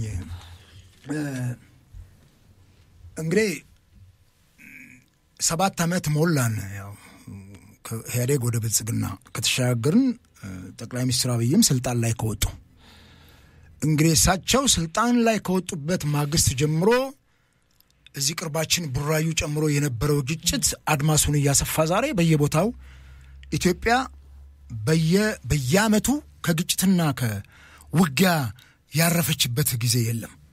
ይሄ የውጭ ጠላት መጥቶብን አይደለም እርስ በርሳችን ነው። ስለዚህ ምናልባት አሁን ከውጭ የሚመጣብንን ተጽዕኖ ለመቋቋም በራችንን መዝጋት አለብን። መጀመሪያኛ እርስ በርሳችን ያለውን ግጭት ይሄን ደግሞ ለማቆም መንግስት ያንበሳውን ድርሻ ይይዛል። እኔ መንግስት ከዚህ በኋላ ጦርነት ውስጥ መማገድ ማለት አገርን ማውደም ስለሚሆን ቆም ብሎ አስበው ወደ ድርድርም ቢገባ ጥሩ ነው። አሁን በተራ ሽምግልና የሚፈታ ጉዳይ አይደለም። አሁን የፋኖም የሸኔም እኮ ተሞክረ ጃልሰኝ ምናምን በሽምግልና መጡ ተባሉ። ድርድርም እኮ ከሸኔ ጋር ተሞክሯል። ታንዛኒያ ድረስ ሄዱ፣ ውጤት አላመጣም። አንደኛ ለህዝብ ግልጽ አልነበሩም እነኛ ድርድሮች። ህዝቡ ማወቅ አለበት እኮ የችግሩ ገፈት ቀማሽ እኮ ህዝቡ ነው። የወለጋ ህዝብ ችግሩ ገፈት ቀማሽ ነው። እኛ ጃልመሮ ታንዛኒያ ሄደው ከኢትዮጵያ መንግስት ጋር ተደራደሩ። እንዲያውም እነሱ ናቸው የነገሩን እኮ ኢትዮጵያ መንግስት አይደለም። ስለዚህ ምንድነው ከህዝቡም እኮ የሚገኝ ነገር እኮ አለ። ከህዝቡ የሚገኘውንም ግብአት መቀበል ነው ያለብን። ምን ሰጥተው ምን መቀበል አለባቸው በድርድሩ። ያኛው አካል ምንድነው የሚፈልገው፣ ይሄኛው አካል ምንድነው የሚሰጠው የሚለው ነገር በደንብ መታየትና ማየት የሚገባን መታረቅ የሚገባው ነገር ነው እሱ።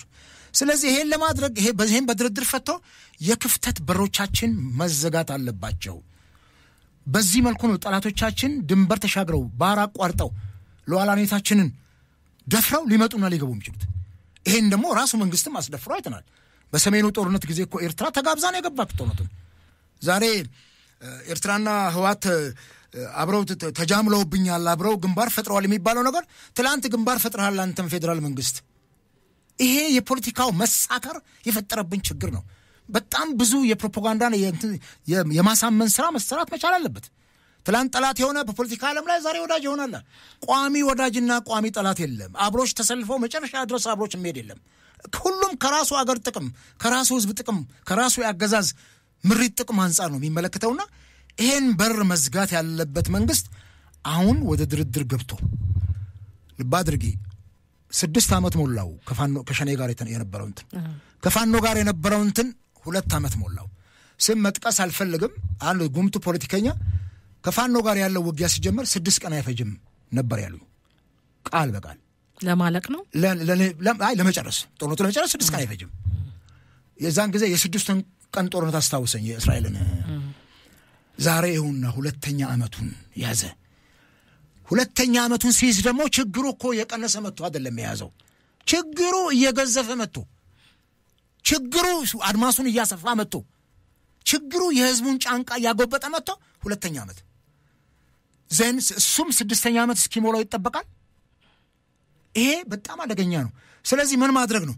ይሄንን ምዕራፍ ለመዝጋት የሀገር ውስጥ ጦርነት ምዕራፍ መንግስት ራሱን ለድርድር አዘጋጅቶ ገለልተኛ ተደራዳሪዎችን አስቀምጦ ከታጠቀው ኃይል ጋር በየአቅጣጫው መደራደር አለበት። ይሄ የማይሆን ከሆነ ዜጎች እንደልባቸው ወጥተው የማይገቡበት በየቀኑ አይደለም እንደ ዜጎች እየታፈኑ ተወስዶ በሚሊዮን ገንዘብ ኢቭን በጣም የሚያሳዝነው በሚሊዮን ገንዘብ ተለምኖ ተከፍሎ እንኳን ይገደላሉ። ወይ ሰውየውን አላዳኑ ወይ ገንዘባቸውን አላዳኑ፣ ለቤተሰብ አልቀረ። በተለይ አሁን ያለውን የሾፌሮች ችግር አይተናል። ሾፌሮች እኮ እንዲያውም በህይወታቸው ቆርጠው እየተወራረዱ እኮ ነው ሄደው የሚሰሩት በየጊዜው የተገደሉ። የሾፌሮች አንደበት የሚለው እንትን በጣም ብዙ መረጃዎችን ያወጣልና መንግስት እነኝህን የህግ የበላይነትን አስከብሮ በየቦታው የሚገደሉትን ዜጎች ህይወት መታደግ የማይችልና የህግ የበላይነትን ማስከበር የማይችል ከሆነ ከነኛ አካላት ጋር ወደ ድርድር መግባት አለበት። ምን ችግር አለው? ኢትዮጵያውያን ጋር እኮ ነው ድርድር የምናደርገው፣ ከሌላ ባዕድ ሀገራት እኮ አይደለም። የምንሰጠውን ቦታ ካለ እንኳን ብንሰጥ በድርድር ጥጃ ጠባ ሆድ ገባ ነው። ዛሬ እነኚህ የወልቃይት ጉዳይ ከትግራይ ወደ አማራ፣ ከአማራ ወደ ትግራይ የሚለው ኮንሰፕት፣ ሌሎቹም አሁን የተነሱ ያሉ የሶማሌ ጥያቄ አለ አሁን የተነሳ ያለ ሌላ ግጭት የሚጭር እነኚህ የወሰንና የማንነት ጉዳዮች ስላላለቁ ምናልባት በቀደም ከመከፈት በኋላ የኢናጉሬሽን የፌዴሬሽን ምክር ቤት አቅርቦታል። መቼም አይፈታውም የፌዴሬሽን ምክር ቤት በእውነት በጣም መንግስት ተርጓሚ ጠይቆባቸዋል። ግን በጣም በርካታ እኮ ማመልከቻዎች እሱ ጋር ይገባዋሉ ባለፉት 5 ዓመታት ኢቭን አሁን ባለፉት 5 ዓመታት እኔም ማቀውም አለ። የሚገርምሽ ነገር እነኚህን ችግሮች ለመቅረፍ አልተሄደም። ሲምፕሊ አሁን የዘይሴ ጉዳይ እኔ ዜማ ውስጥ እያለው ተነስቶ ይሄ ጥያቄ ጠቅላይ ሚኒስትሩ ቢሮ ድረስ ቀርቧል። ፕሮፌሰር ብርሃኑ ማናገረውት ይሄ ጉዳይ ያልቃል ተብሎ ሲጠበቅ አሁን ዘይሴ ላይ ያለው ችግር እርስ በርስ ሰዎችን ዘውግ አስለይቶ እንዲጋደሉ ያደርጋቸው ነው። ይሄን ችግር ለመፍታት ቆም ብሎ ፌዴሬሽን ምክር ቤት እየመረመረ መስራት፣ ዝም ብሎ ባለስልጣኖቻችን አንዳንድ ጊዜ እየዞሩ የኮሪደር ልማት ማየት ብቻ አይደለም። ቢሮም ቁጭ ብለው እነኚህ ነገሮች ይስሩ እንጂ እነኚህ ችግሮች እኮ ለኮሪደር ልማቱ እንቅፋት ነው የሚሉት ነገር እኮ እየሰፉ ሲመጡ የህዝብን ስሜት ያበሳጭ ሲመጡና ይሄን ማድረግ ተገቢ ነው ሰጥቶ መቀበል ድርድር ይደረግ በገለልተኛ አካል ድርድር ሜዳው ተመርጦ ልክ ያኔ ለኦነግ ሸኔ ሲሆን ታንዛኒያ ድረስ ተሄዷል እኮ ይሄን በደንብ ማየት አስፈላጊ ነው። ሌላው እዚህ አማራ ክልል ላይ ያለው ጉዳይ እንደው በእንጭጩ ቢቀጭ ጥሩ ነበር። ቅድም እንዳልኩሽ ስር ሰዷል በጣም አሁን ድርድርም የሚያስፈልገው ለዚህ ነው። በመላው አማራ ክልል ስር ሰዶ ዛሬ ጨቅላ ህጻናት ከ4.9 ሚሊዮን በላይ የሚሆኑ ህጻናት ከትምህርት ገበታ ውጭ ናቸው። ትምህርት ቤቶችን እያየን ከሆነ ወድመው መከላከያውም የፋኖ ኃይልም ትምህርት ቤቶችን የሚጠቀመው በሄደበት አጋጣሚ ሁሉ መሰብሰቢያውም ጽፈት ቤቱም እዛ ነው የሚሆነው። ዴስኮቹ ተሰባብረው እናያለን። ብላክቦርዶቹ ከጥቅም ውጭ ሆነው ጣራዎች ተገንጥለው እናያለን። በድሮን የተመቱ ትምህርት ቤቶች አሉ። በከባድ መሳሪያ የተመቱ ትምህርት ቤቶች አሉ። እነኚህን ስናይ መቼ ነው ደግሞ ጠግነን ትውልዱን የምንቀርጽበት? ከትግራይ ጋር በነበረው ከህወሓት ጋር በነበረው ጦርነት የተጎዱ ትምህርት ቤቶች ተጠግነው ሳያልቁ ዜጎች አሁንም መሬት ላይ ቁጭ ብለው በዳስ የተማሩ አሁን በበኋላ ላይ ፎሮፎር እንደሚሉት አሁን ደግሞ መጥቶ የምናየው መቼ ነው እነሱስ የሚጠገኑት? ያ ሳይጠገን ሌላ ተደራቢ ችግር መጥቷልና የአማራ ክልል ጉዳይ አንደኛ የህዝብ ቁጥሩም ከፍተኛ ነው። የአማራ ክልል የቆዳ ስፋቱም እጅግ በጣም ከፍተኛ ነው። ኢትዮጵያ ረጅም ከጎረቤቶቿ ጋር የሚያዋስናት መንገድ ነው መስመር ነው ያ መስመርና እዛ ጋር በጣም ትልቅ ስራ መሰራት አለበት። የአማራ ክልል አሁን ከፋኖ ጋር የሚደረገው ውጊያ ምን በለው ጦርነት ግጭትም እናሳነሰውም ከፍ እናድርገው ግን ችግሩ ችግር ነው። ስለዚህ ይሄን ችግር ለመፍታት መንግስት መደራደር መቻል አለበት። አሁን ቄስ መሎክሴ የሚላክበት ሼህ የሚላክበት ፓስተር የሚላክበት ሽምግልና አይደለም አለፈሱ። ስለዚህ ልሻል ያኔ እና ኃይሌ ገብረስላሴ ሄደው ከህወሓት ጋር ለማስታ እዛ ጋር ቀረና ሽምግልና ወደ ጦርነት ተገባ። ከዛ ምንድነው የተፈታው? በጦርነት ጦርነቱም አሸናፊና ተሸናፊው በአግባቡ ባላየበት ሁኔታ ነው ያየው። ሌላው ከዚህ ጋር አንስቼ ማነሳልሽ የህወሓት ጉዳይ ነው። የህወሓትን ጉዳይ ለዚህ ያበቃው ተወደደም ጠላም የብልጽግና መንግስት ነው። ህወሓት የአገር ችግር የቀንዱ ችግር እንደሆነች ቀድሞ በስንታገልም ተናግረናል። የህወሓት ጉዳይ እርስ በርሳውን መከፋፈላቸውን እንዳናይ ይሄ አሁንም እርስ በርስ ተከፋፈሉ ብለን እንደው ጅብ በቀደደው ውሻ በቀደደው ጅብ ይገባል የሚለው እንትን ይሄ ፖለቲካ አያስኬድም። የጠላት ወዳጄ ነው የሚለው ነገር አያስኬድም። እኔ አንዳንድ ጊዜ በጣም ነው የሚገርመኝ። አሁን ዛሬ ጠዋት አንቺ ጋር የመጣው ጀነራል ጻድቃኔ አንድ ኢንተርቪው አድርገው አዳምጥ ነበር። የታደሰ ወረደ የጊዜያዊ አስተዳደሩ መንግስት ይልቀቅ ስልጣን እሳቸው ራሳቸው ስልጣን ለቀው አይደል እዚህ ሮጥ የመጡት። አንዱም ተጠያቂ እኮ ናቸው። ህግ ቢኖር ፍትህ ቢኖር ኢትዮጵያ ውስጥ አንዱም ተጠያቂዎች እኮ ነጌታቸው ጻድቃን ነበሩ። አብረው ከ600,000 በላይ ልጆች እንዳለቁ ታውቂያለሽ። በዚህ ጦርነት የዓለም አቀፍ ገለልተኛ አካላት ከግማሽ ሚሊዮን በላይ ሰው ገብረች። በዚህ ደረጃ ደግሞ ዛሬ እከሌ ስልጣን ልቀቅ እከሌ ያው ነው። ጉልቻ ቢቀያየር ወጥ አያጣፍጥም። ያው ናቸው ደሴም ናቸው። እሳቸውም እኮ ምክትል ሆነው የክልሉ ጌታቸውም ዋና ሆነ እኮ አይተውታል። የት ድረስ ፈቀቃሉ? ለምን ያን ያላሸነፏቸውም እዛ ለምን ተሸንፈው ወጡ እነሱ? ይሄንን እዚህ ደግሞ መጥቶ መሀል አዲስ አበባ ላይ አሁን ደግሞ ፌደራል መንግስት ስልጣን ሆኖና በፕሪቶሪያ ስምምነት እንትን ይቀይር። ይሄ ደግሞ ሌላ ቀውስ ያስከትላል። ሁሉ ጊዜ ያ ክልል አዲስ ሰው የተሾመለት ሲቃይ ነው ያለ አዲስ እንደሚሟሽ ጀበናና ማሰሮ። ስለዚህ ይሄ አይደለም። እንዲያውም እነኚህ ሰዎች ገለል ቢሉ ጥሩ ነው ከፖለቲካው ዓለም ቶታሊ በቃቸው። 17 ዓመት በረሃ ነበሩ። በህወሓት ጦርነት የሰሩት ወንጀል በጣም ብዙ ነው። በወንጀል እኮ ይጠይቀ ይሄ የሽግግር ፍትህ የሚባለውም ነገር ተተግብሮ እኮ አላየንም። ወረቀት ላይ ያለ ብቻ ነገር ይሁንና ችግሩን እያገዘፈው ይመጣልና እኔ ከህወሓት ጋር ያለው ነገር አሁንም ስጋት ነው። ደግሜ እላለሁ። አሁንም በጣም ብዙ ሚዲያም ላይ ተናግሬያለሁ። አንቺም ጋር ውይይት ስናደርግ ተናግሬያለሁ። በፕሪቶሪያ ስምምነት መሰረት ትጥቅ ይፍታ የህወሓት ቡድን ሲባል ትጥቅ ፈቷል ብለው ወንጋራና ወልጋዳ መትረየስና አሮጌ ክላሽ አሳይተውን በኢትዮጵያ ቴሌቪዥን ተፈቷል። ዛሬ ብቅብል ምንድነው ያሉት? ኢታማጆር ሹሙ ፋኖ ወዮልሽ መሳሪያ የደበቅሽውን ብቅብቅ እያደረግሽ ነው፣ ብታስረክብ ይሻላል። እጃችን ላይ የነበረውን ስምምነት ጥለን ዛሬ በሚዲያ መልእክት ነው የሚያስረክቡን። ማን ሞኛለ እጁ ላይ ያለው ነገር የሚያስረክብሽ ተነስቶ? ይሄ አይደለም። ያኔ ነው የጠፋው። በስደት ተጎሳቁሎ የመጡ የትግራይ እንትኖች በጅም መበላት ጀምረዋል። አሁን ለምን ስለ ዜጋ ማናሰብ 4 ዓመታቸው ነው ወይ 2 ዓመታቸው ነው በመጠለያ ያሉ በተደጋጋሚ ለችግር የተጋለጡ እሱን ተበዚህ ደብረ ብርሃን እንኳን በማንነታቸው ምክንያት ከወለጋ ተፈናቅለው የመጡ እኮ 4 ዓመታቸው እኮ ነው ቻይና ካምፕ የሚባሉት በቃ ቶታሊ ኑሯቸውን ካምፕ ውስጥ አድርገዋል። እነኚህ ወጥተው ሰርተው መኖር የሚችሉ እነኚህን ችግሮች መቅረፍ ነው። ትግራይ ይሄ ሁሉ ቀውስ ውስጥ እያለች ዛሬም ህወሓት ከበሮ ሲደልቅ ለጦርነት ቆም ብሎ ማሰብ ተገቢ ነው። እኔ አንዳንድ ጊዜ የኢትዮጵያ መንግስትም እንደው የጠላት ወዳጄ ነው በሚል የሌላውን አካል ተጻራሪ አጠገብ ጉያሽ ስር ያስቀመጡ እንትን ማለት የትም የሚያደርስ አይመስለኝም። የትም ድመት መልኩሳ አመሏን አትረሳ ይባላል። እኔ ህወሓት ሺህ ጊዜ እንትን ብትል አመሏን የምትረሳ አይመስለኝምና አሁንም የትግራይንም ህዝብ ሆነ ኢትዮጵያን ዋጋ የሚያስከፍሉ ናቸው። እንኳን ከኤርትራ ጋር ከሰይጣን ጋር ጭምር ሊደመሩ ይችላሉ ከታየው ነገር አንፃር። ስለዚህ ይሄንንም በአግባቡ የኢትዮጵያ መንግስት በደንብ ቆም ብሎ ቢያስብበት ኖሮ ጥሩ ነበር። እነኛ እጃችን ላይ የነበሩ መልካም የፕሪቶሪያ ድሎችን አበላሽተን ትጥቅ ማስፈታት ሲገባን ዛሬ የመዘዙ ሲያወጡ ታንክና መድፉን ለምንድን ነው እሱ በዚህ ደረጃ አቅለን የምናየውና ነገሩ ጦርነት ብንገባ እኮ ጠላቶቻችን ብዙ ናቸው። አሁን እኮ ይሄ ህዳሴ ግድብ መመረቅ እኮ ትላንትና የነበሩትን እነ ግብፅን እኮ በጠላትነት ሆ ብለው እንዲነሱብን እኮ አስችሏቸዋል። ግብፅ ዓለም አቀፉን የዲፕሎማሲን ትፈርታ እንጂ መተኮስ ብትጀምርብን ሁሉ ደስ ይላታል። ኢትዮጵያውያን በግብፅ ተሸንፈው አያውቁም። በጣም 10 ምናምን ጊዜ ጦርነት እንዳደረጉ ይነገራል። ኢትዮጵያውያን አገራቸውን የሚወዱ ጥሩዎች ናቸው። ዛሬ ግን በዛ ደረጃ አገራቸውን የሚወድ ትውልድ አትርፈናል የሚለው ሰፊ እንትን የሚፈልግ ጉዳይ ነው። ሌላ አይነሳሽልኝ ከትግራይ ጋር ሐሳብን ሰጠው ጦርነት የውጭው እንትኖችም የጦርነት ነጋሪት አይጎሰሙብን። ቅድም አንስቼልሻለሁ። ይበቃናል። እዚህ የሚጎሰመው ይበቃናል። እዚህ እሳቱ ላይ የጋለው ብረምጣ ላይ ተቀምጠው ይበቃል። እኔ ሌላ አካል ሌላ ውጭ ሀገር ሩቅ ሀገር ውቅያኖስ ተሻግሮ የሚመጣ አካል ኢትዮጵያን ይመራል ብሎ ማይታሰብም። በጦርነት የሚመጣ መንግስት እያየነው ነው። ኢትዮጵያ ከጦርነት ውጪ በምርጫ ፖለቲካ በህዝብ ፍላጎት በህዝብ ይሁንታ ስልጣን ላይ የሚመጣ መንግስት ያስፈልጋታል። ለዚህ ዜጎቿ ቆራጥ መሆን አለባቸው። ለዚህ የሚመሩን መንግስታት ቆራጥ መሆን አለባቸው። ምን አለበት በኢትዮጵያ ታሪክ ስልጣን የሚለቁ መሪዎችን ብናይ ምን አለበት? የፈረንሳዩ ጠቅላይ ሚኒስትር በቀደም ለቀራል አላስከደኝም ብሎ ማክሮን ዛሬ ሾማል ጠቅላይ ሚኒስትር። እኔም ብለው ለቀቀ እኮ በቃ መስራት አልቻልኩም ማለት አለቀቀ።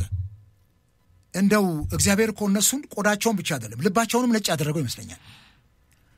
አላሰራኝም ያለውን ነገር እኮ ሰው ስልጣን ይለቃል እኮ።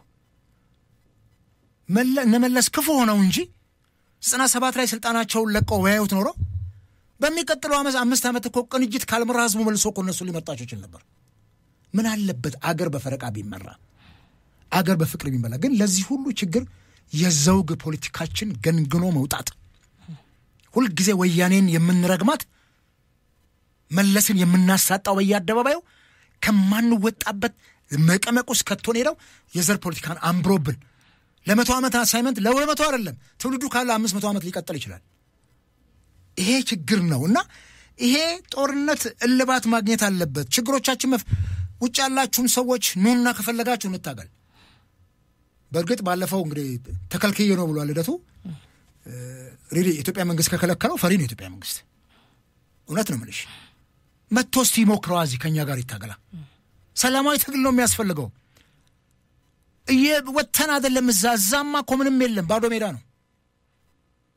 ትላንትና እኮ እዚህ መንግስት አሳረደን ብሎ ሄዱ ሰዎች አሁን ደግሞ ፕሮ መንግስት ሆነው ሪላሉ ደግሞ እነሱ በተራቸውና ይገርመኛ። አንዳንድ ጊዜ የፖለቲካ ሰው ላይ እብደት እኛ ጋር ይጨምራል ይበዛል ወይ እላለሁኝ ፍራንክሊ ስፒኪንግ። እና ይሄንን ለመከላከል የግድ ነው። እኔ መከላከያ ሰራዊቱ ለአገር ዋልታና መከታ የሚሆን መከላከያ ሰራዊት በቅርበት የሚደረግ ውጊያ ላይ ሲያልቅና ሲንከራተት ስናይ ታያለሻል። ፌስቡክ ላይ ወታደሮቹ የሚያስተላልፉት መልእክት ፋኖስ ከምንድን ነው የሚዋጋው? እኛስ ከምንድን ነው የምንዋጋው? አንድ አይደለንም ወይ? ምን አለበት ተቀራርበን እንደ ድሮዋችን ብንሆን? ህፃናት እኮ ናቸው የሚሉት። በልጠውናል እኮ ማለት ነው።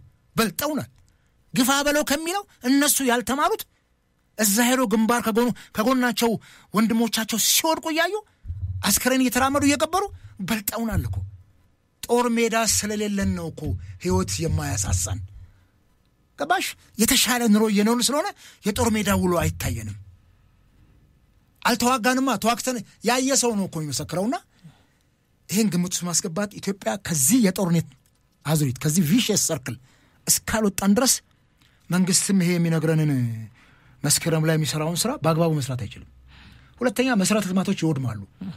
የሰራናቸው መሰረተ ልማቶች ይወደሙ። እኛ ደግሞ ሰላማዊ ቦታ ነው ብለን የሰራነውን ስንጠብቅ ሌላ አካል መጥቶ ደግሞ እሱን ሲያወድመው ስናይ እጅግ በጣም ነው የሚዘገነው። ምን የሰራነውን የጨረስን ለትውልድ ማሻገር ሚክስ ይገባል።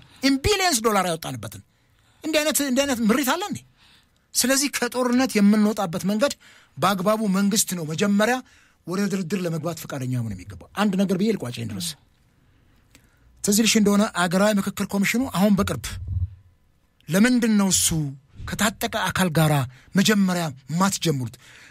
ይሄ እኮ ምክክር የሚያስፈልገው እኮ ችግር ካለባቸው አካላት ጋር ነው።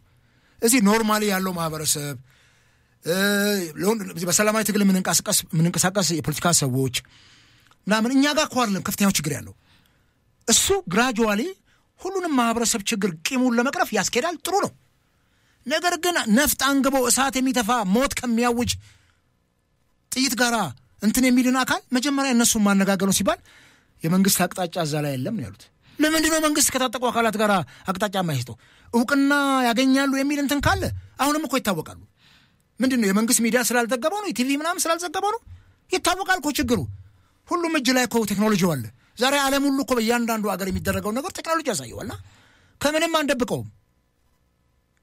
ይሄንን ግምት ውስጥ አስገብተን በግልጽነት እነኚህ ሰዎች ጋር ወደ ድርድር መግባት ተገቢ ነው የሚለው ነው። እንግዲህ የድርድር ጉዳይ መንግስትን በተደጋጋሚ የሚያነሳው ነው። በስምምነት ከኃይል ውጭ ባሉ መንገዶች የመፍታት አዝማሚያዎችና ፍላጎቶች እንዳሉ እሱ ሳይሆን ግን እዚህ ላይ ደርሰናልና መሀል ላይ ጠቀስ አድርገዋታል አቶ አበበ። እሱን ማለፍ ስላልፈለኩኝ ነው።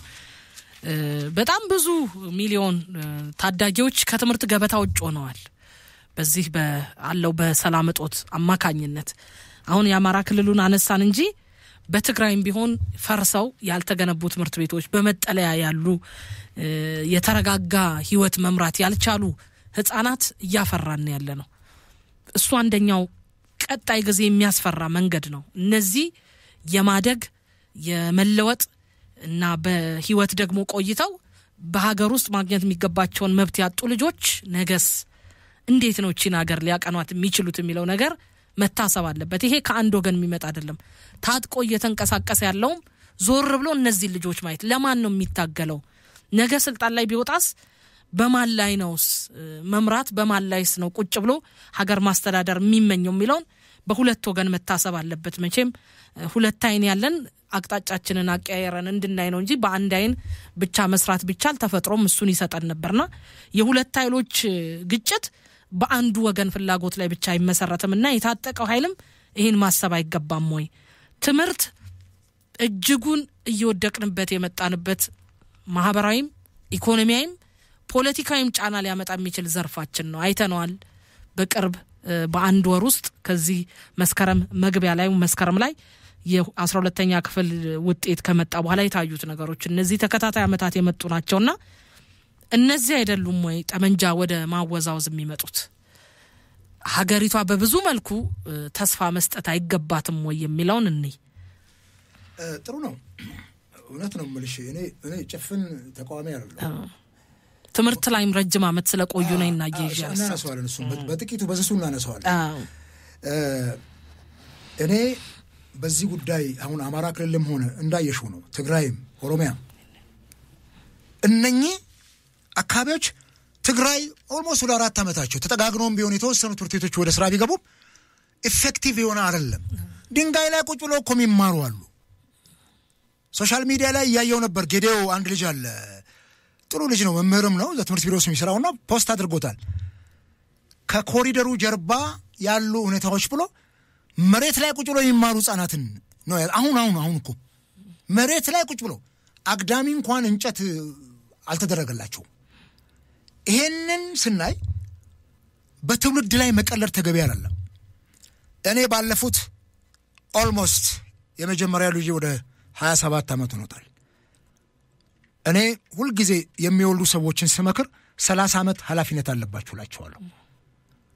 ዛሬ ምን ያላፊነት ነው የነሱ ራሳቸውን እስከሚችሉ ድረስ ለባርጊ ከዳይፐር ሽንት ጨርቅ ጀምሮ ወተቱን ይዘሽ እስከ ትምርት ክፍያ ትራንስፖርት እስከ ምግብ ድረስ የአንድ ሰው ኃላፊነት ነው ውሸት ነው የ18 ዓመት ሲሞላው ካንተ ለቃ እሱ ህግ ላይ ተቀመጠ ነገር ነው በ18 ዓመት ኢትዮጵያስ ማንም ስራ ይዞ አይቀም ከዚህ አንፃር የታጠቀውም ኃይል መንግስትም ትምርት ቤቶች የጤና ተቋማት ላይ የሚያደርሰውን ጥቃት በፍጹም ማቆም አለበት ፋኖ አማራ ክልል ላይ ለአማራ ህልውና እንታገላለን ይያለ ነገ የአማራን ማህበረሰብ ሊያገለግል የሚችል ከአማራ አብራክ የወጣው ትውልድ ዛሬ እንዲማር ካልፈቀደ ሪሊ ወንጀል ነው በጣም ትልቅ ጥፋት ነው ይሄናም ነው ራሳቸውን ከትምህርት ቤት አካባቢ አርቀው ሁሉም አካል ይሄን ማድረግ ቢቻል ጥሩ ነው ምናልባት ዛሬ ጠላት ነው ብለን የምንፈርጀውን አካል ትምህርት ቤቶችን ጭምር በማሳጣት ትውልዱን በማምከን ከትምህርት ያንን ጠላት ነው ያለውን አካል ልናሸንፍ እንችላለን በጦርነት መሸናነፍ ባይኖርም እንዴት ነው የሚቆጫቸው የትግራይ ጦርነት ያወጁት መሪዎች የትግራይ የህወሓት ቡድን ስብስብ ከነጌታቸው ረዳ ጀምሮ እንዴት ነው የሚያስቡት ደብረጽዮን እነሱ ተምረው ያው ምዕራቡ ዓለም ላይ ተምረው እስከ PhD ድረስ ደርሰው የትግራይ ልጆች ስንቶቹ ሲጨነግፉ ምንድነው የሚሰማቸው የነሱ ልጆች የት ተማሩት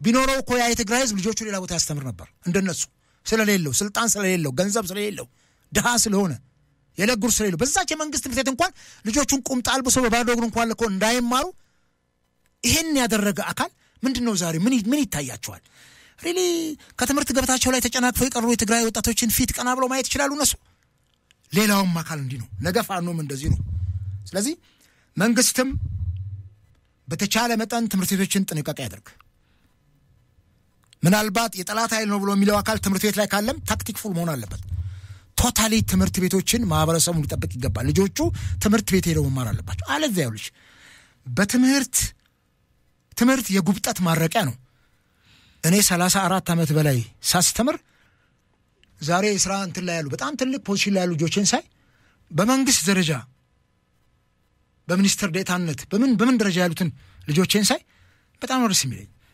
ምክንያቱም የኔ ውጤት የኔ ፍሬ ናቸው ከገጠር ጀምሮ ኮትኩቻ ያሳደግኳቸው ልጆች ናቸውና ይሄን ስናይ መምህራን እዛ በተጎሳቆለ ከወታደር ቀጥሎ በየበረሃው ይሄዱ የሚያስተምሩት ቀለም ይዘሩት ድህነትን መሃይምነትን ለማጥፋት ነው ሌላ ውጊያ ነው እኮ እሱ የቀለም ውጊያ የብዕር ውጊያ ሰው የሚገል ሳይሆን ውጊያው ሰውን የሚያንጽ አገር የሚያሻግር ውጊያ ነው እዚህ ቦታ ላይ ለውጊያው የሚያመቹ ግን ስፍራዎች የውጊያ ተቋማት በጣም ስርዓት መያዝ አለባቸው ሪሊ አሁን ትግራይ ላይ ባለፈው ከጦርነቱ መቆም በኋላ የተማሩት ተማሪዎች እንደው ኢፌክቲቭሊ ተምረው ነው ፈተና ላይ ተቀመጡት እንደው ለፖለቲካውን ፍጆታ ሲባል እኮ ነው ቶሎ ህዝቡንም ለመያዝ ቶሎ ቤት ትምህርት ደግሞ በነቶሎ አይመራም ትምህርት አድምቶ ተሰርቶ በደንብ ታይቶ ትምህርት በአንድ ሰሞን ፖሊሲ አይደለም ይሄ ከ12ኛ ክፍል ፈተና ጋር ተያይዞ በርካታ ሚዲያዎች ገላይ ቀርቤም አንዳንድ ሰዎች ቅሬታዎችንም ያነሱልኝ አሉ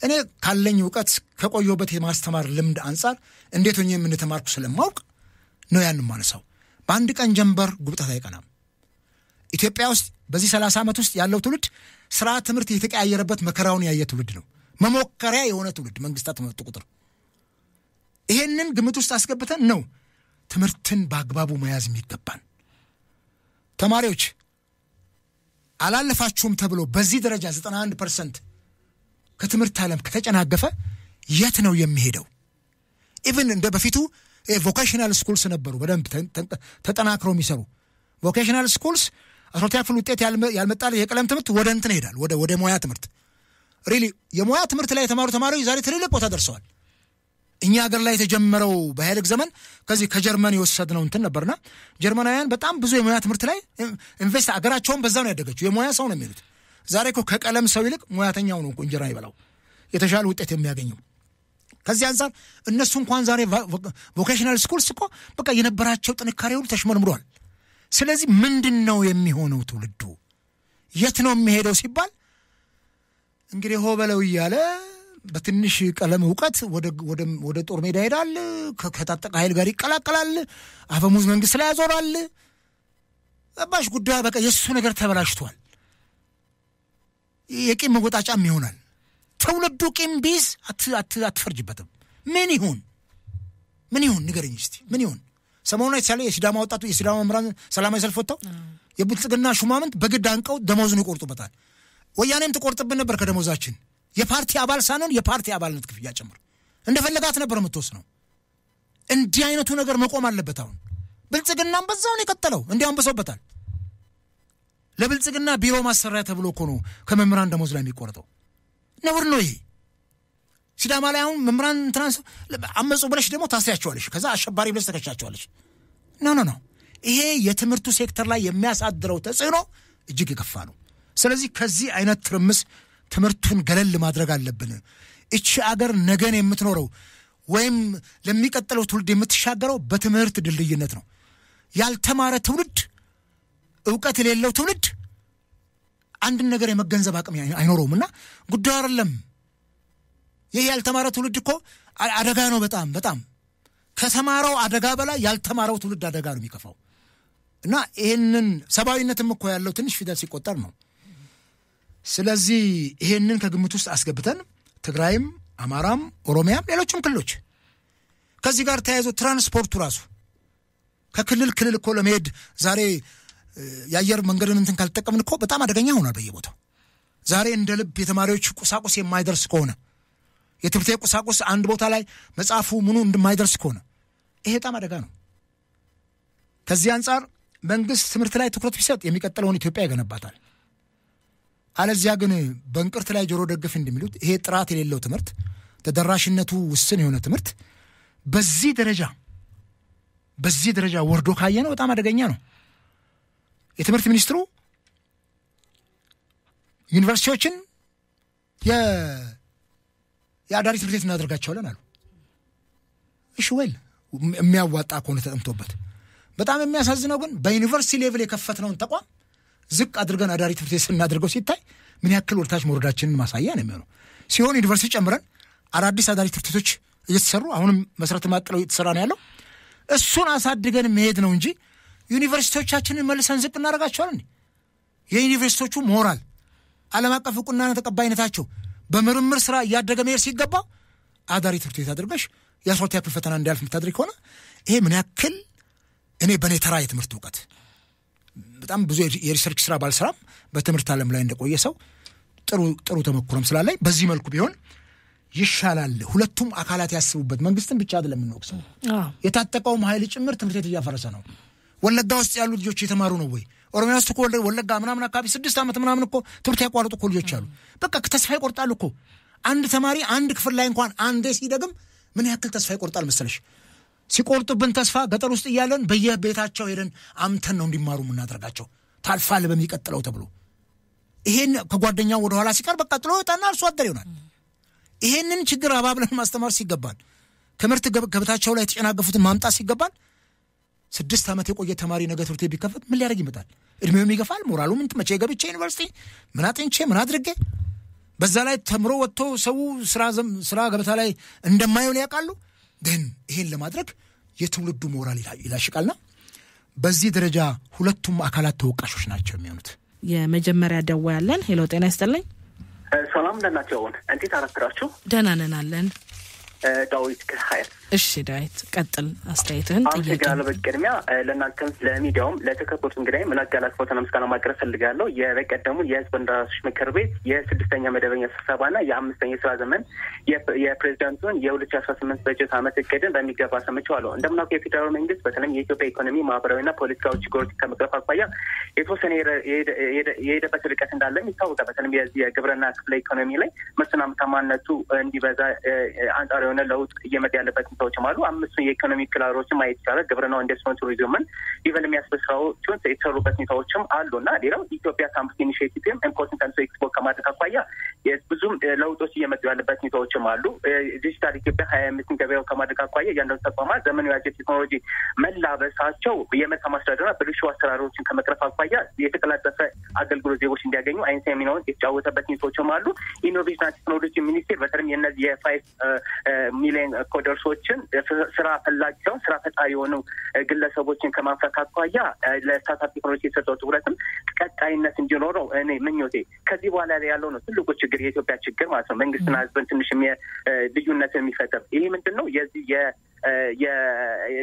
የማክሮ ኢኮኖሚ ማሻሻያው ተከትሎ የመጣው ለውጥንም እንዲሁም ደግሞ አሉታዊና አዎንታዊ እሳቤዎች አሉና ከነዚህ አንዱ በተለይ የወርልድ ባንክና የአይኤምኤፍን ገቢን ጨምር ወጪን ቀንስ የሚለው አካሄድ ዜጎችን ወይም ታክስ ከፋዩ ላይ በደን የጨመረበት ያለበት ሁኔታዎችም አሉ። ይሄ ደግሞ በ2017 በጀት ዓመት ላይ ተደራራቢ የሚሆኑ የአዋጅ ዓመት እስከሚመስል ድረስ ህብረተሰብን ኮንሲደር ያላደረገ አዋጆች እየወጡ ያሉበት ሁኔታዎችም አሉና ጥቂት ሹማምንት በሚያወጡት ረቂቅ አዋጅ ህዝብ እንደራሴዎች ምክር ቤት ከቀረበ በኋላ አለመጽደቅ እንደ ነውርነት እየተቆጠረ ያለበት ሁኔታዎችም አሉ። ይሄ ደግሞ ዜጋን ግራና ቀኝ ያላመዛዘነ የህብረተሰቡን የመክፈልን የመግዛት ማግኘት ያላገናዘበ መመሪያዎችም አዋጆች እየወጡ ያሉበት ሁኔታዎችም አሉና ይሄ ደግሞ መንግስትና ህዝብን ሆድና ጀርባ የሚያደርግበትም ስላለ መንግስት ይህን ነገር ቢያስብበትና ህዝብን ታርጌት ቢያደርግ ተገቢ መስሎ ነው የሚታየኝ። ሌላው ሰላም በተመለከተ ነው። ሰላም በተመለከተ መንግስት የደበት ርቀት እንዳለ ቢታወቅም አሟጦ ከመጠቀም አኳያ ግን ክፍተቶችም አሉና ይሄ ክፍተቱ አንድ ግድም እንግዲህ ጠቅሰውታልና በታንዛኒያ ላይ የኦነግ ሸኔ ውይይት በሶስተኛ ወገን የሚታይበት ሁኔታዎችም ስለነበሩ ይታያል። ነገር ግን ሌሎች ላይ ታጣቂ ኃይላትን እንደዚህ አይነት መንገድ መጠቀም ለምን አልቻለም? ለዛ ነው አሟጦ ይጠቀም የምንለው ለዛ ነው እና ብዙ ጊዜ የተሟላና ዘላቂ ሰላም ከማምጣት አኳያ በተሟላ ሰላም በሌለበት አኳያ ሰባተኛው የሀገራዊ ምርጫ ማድረግ እኔ ተገቢ መስሎ አይታይም። ምክንያቱም የተሟላና ዘላቂ ሰላም በሌለበት ላይ የሚደረገው ምርጫ የጨረባ ምርጫ አለመሆኑን እርግጠኛ መሆን ስለማንችል አስቻይና ዘላቂ የሆነ ሰላም የሚመጣበትን ነገር ከመንግስት እንጠብቃለን የሚል የግል ምልከታ አለኝ። ሌላው የፖለቲካ ምህዳሩ ነው። የፖለቲካ ምህዳሩ በተለይም በ2010 እስከ 13 ላይ አንጻራዊ የሆነ ለውጥ ነበረው። ነገር ከ2014 ጀምሮ ግን ምህዳሩ እየጠበበ ያለበት ሁኔታዎችም አሉ። የተፎካካሪ የፖለቲካ ፓርቲዎች ጉባኤ እንኳን ማድረግ ያልቻሉበት፣ አዳራሽ በሰበብ አስባብ የሚከለከሉበት፣ የህዝብ እንደራሴዎች ምክር ቤት ያለመከሰስ መብታቸው ሳይነሳ ወደ እስር ቤት የሚጨመሩበት ሁኔታዎችም በብዛት እያስተዋልንበት ያለንበት ሁኔታዎችም አሉና ከዚህ አኳያ ታዲያ በዚህ አይነት መንገድ እንዴት ነው ኢትዮጵያ ውስጥ የመድበለ ፓርቲ ስርዓት መገንባት የሚቻለው? ስለዚህ ሰላም የሚመጣበትን ነገርና የፖለቲካ ምህዳሩ የሚሰፋበትን ነገር ሊመቻች ይገባል። አስታውሳለሁ 2015 ላይ ለህዝብ ጥቅም ተብሎ የተፈቱ ለአንድ ዓመታት የሰብአዊ ድርጊቶች ሲፈጽሙ የነበሩ የቲፒኤልኤፍ አባላትም እንዲሁም የእነ አብዲሌን መዝገብ ማየት ይቻላል። ይሄ ደግሞ ለህዝብ ጥቅም ነው ተባለ።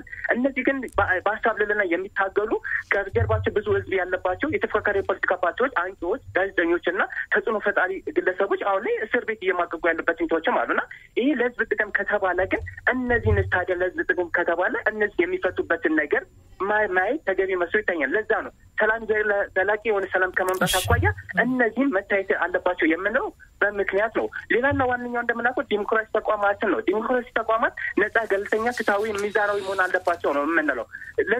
ከዚህ አኳያ ግን ይህን ከመስራት አኳያ ይህ ጣልቃ ገብነት አለ። ይህ ጣልቃ ገብነት መደረጉ ደግሞ እነዚህ ተቋማት ነጻና ገለልተኛና ሚዛናዊ እንዳይሆኑ ስለሚያደርግ የመንግስት ግልጽም ስውርም እጆቹ ከዚህ እነዚህ ተቋማት ላይ ነጻና ገለልተኛ መሆን መቻል አለበት የምለው በምክንያት ነው። ሌላው በተለይ ከ2015 ጀምሮ በተለይም አንቀጽ 11 በህገ መንግስታቸው መንግስት በሃይማኖት አይገባም፣ ሃይማኖት ደግሞ በመንግስት አይገባም የሚለው ነገር አለ።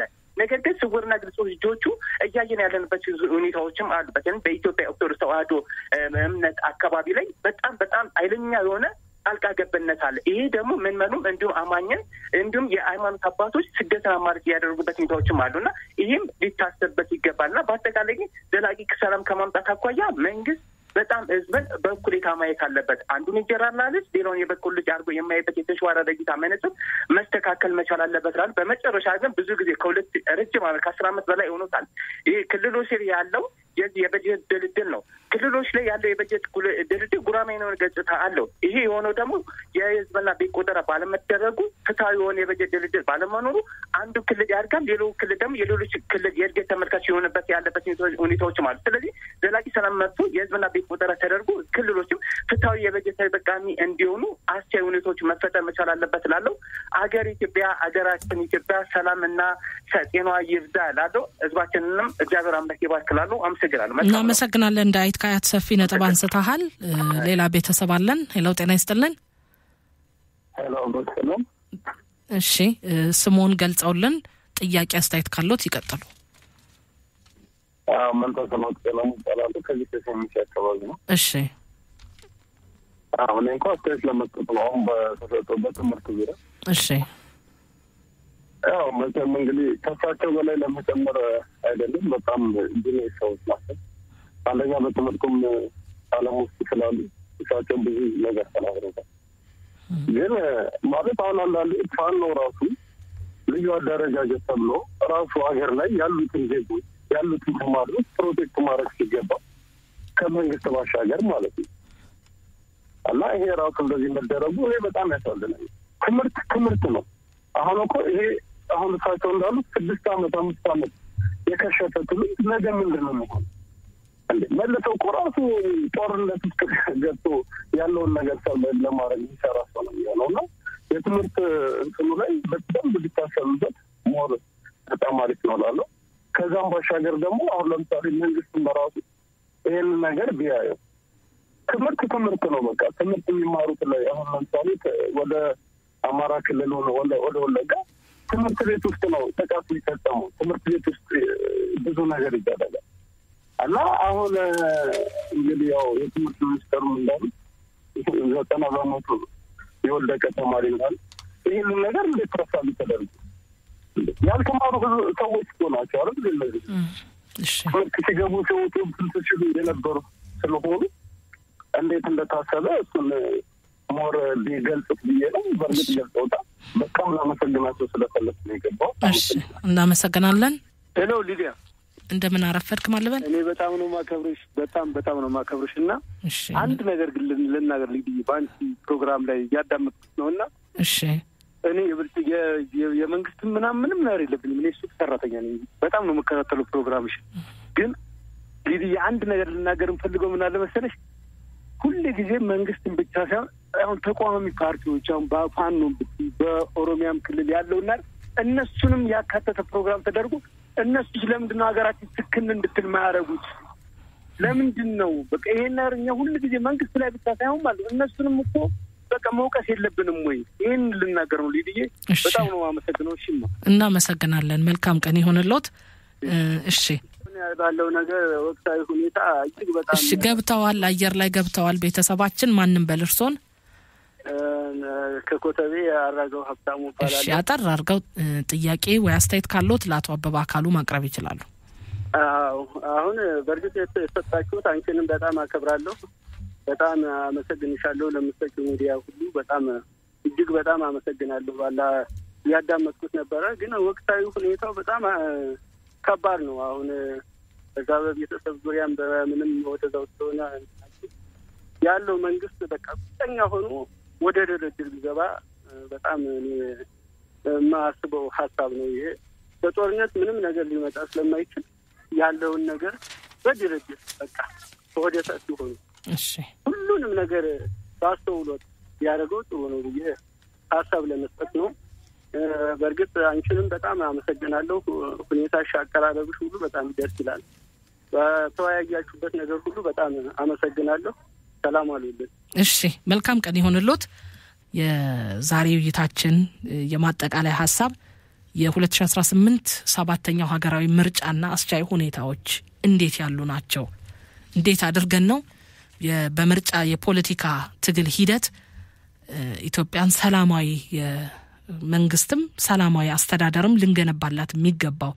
ከጦርነትና ከግጭት አዙሪት መውጣት የሚገባቸው ግለሰቦችስ በምርጫ ፉክክር አድርገው አይደለም ወይ ስልጣንን መያዝ መመኘት ያለባቸው የሚለው ላይ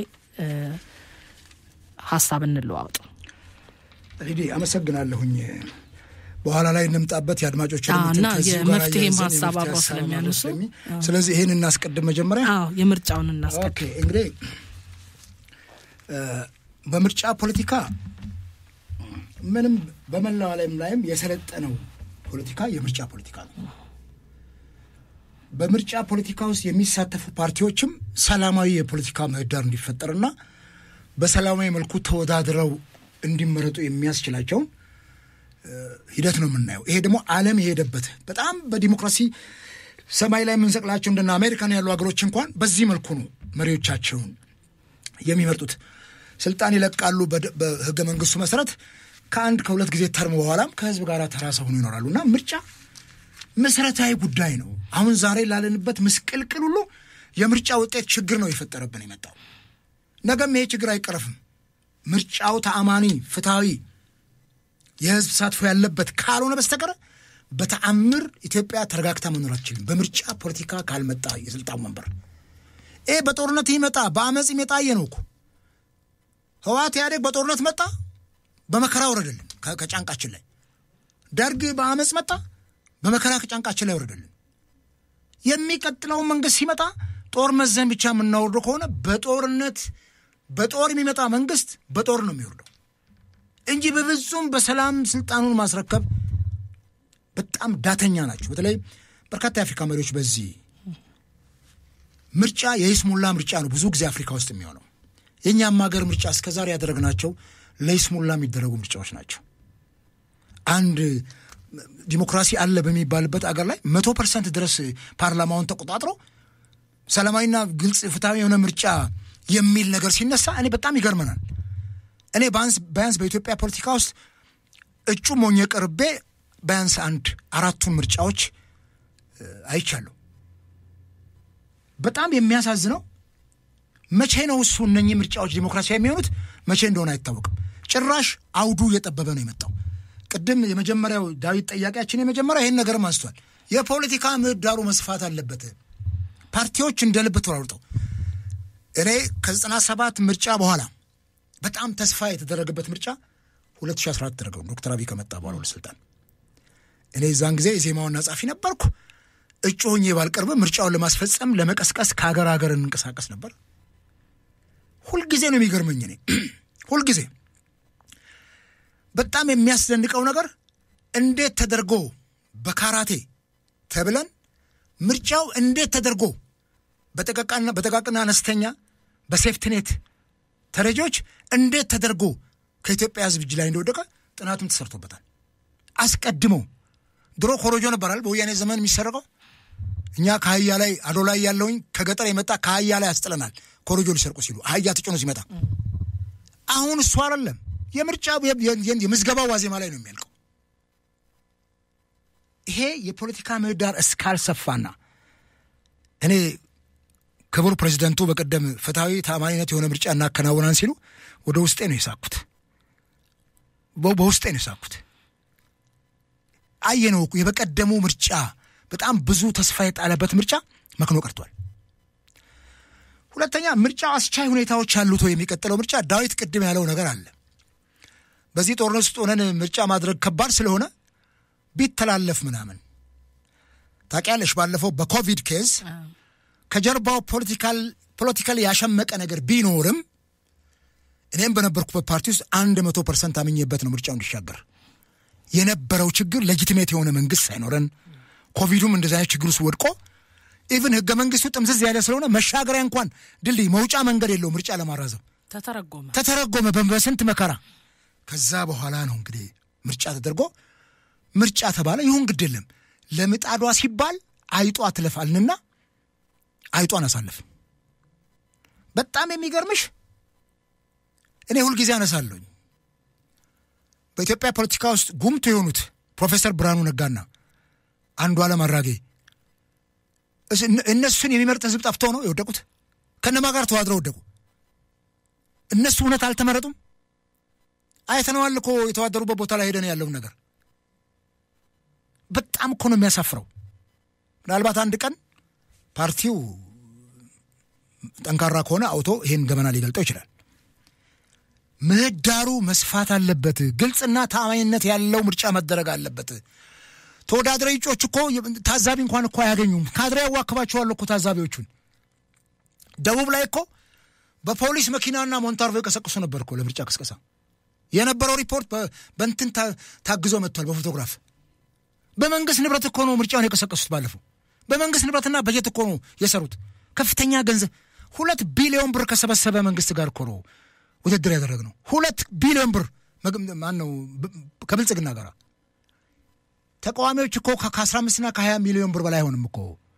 በጀታቸው እና በዚህ ደረጃ እንዲህ የሰማይና የምድር ያክል ጋፕ ባለበት ሁኔታ ከገዢው ፓርቲ ጋር በሰላማዊ መልኩ ያለኑን ትግል እኮ ተስፋ ያስቆርጠን መጥቷል ዛሬ ሁላችንም ተስፋ ቆርጠናል የሰላማዊ ትግል እንቅስቃሴው የፓርቲ ፖለቲካ የገደል ጫፍ ላይ ነው ያለው ስለዚህ ይሄ ሲታሰብ የዚህ ምርጫ እኔ መቼም እንደ ቃላቸው ያድርጉልን ፕሬዝዳንቱ ስልጣኑም አቅሙም ካላቸው ይሄን ማስደረግና ማስፈጸም የሚችሉ ከሆነ ሪሊ ተአማኒ ሰላማዊ ምርጫ ቢደረግ ማንም ሰው አይጠላም።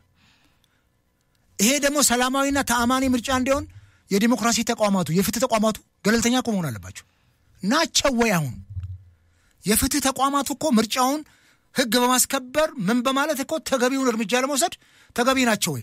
አሜሪካን ፕሬዚደንሻል ኢሌክሽን ላይ እኮ የአሜሪካን ፍርድ ቤት እንትኑን ሊሰርዝ ይችላል ማስረጃ ካገኘ ምርጫውን።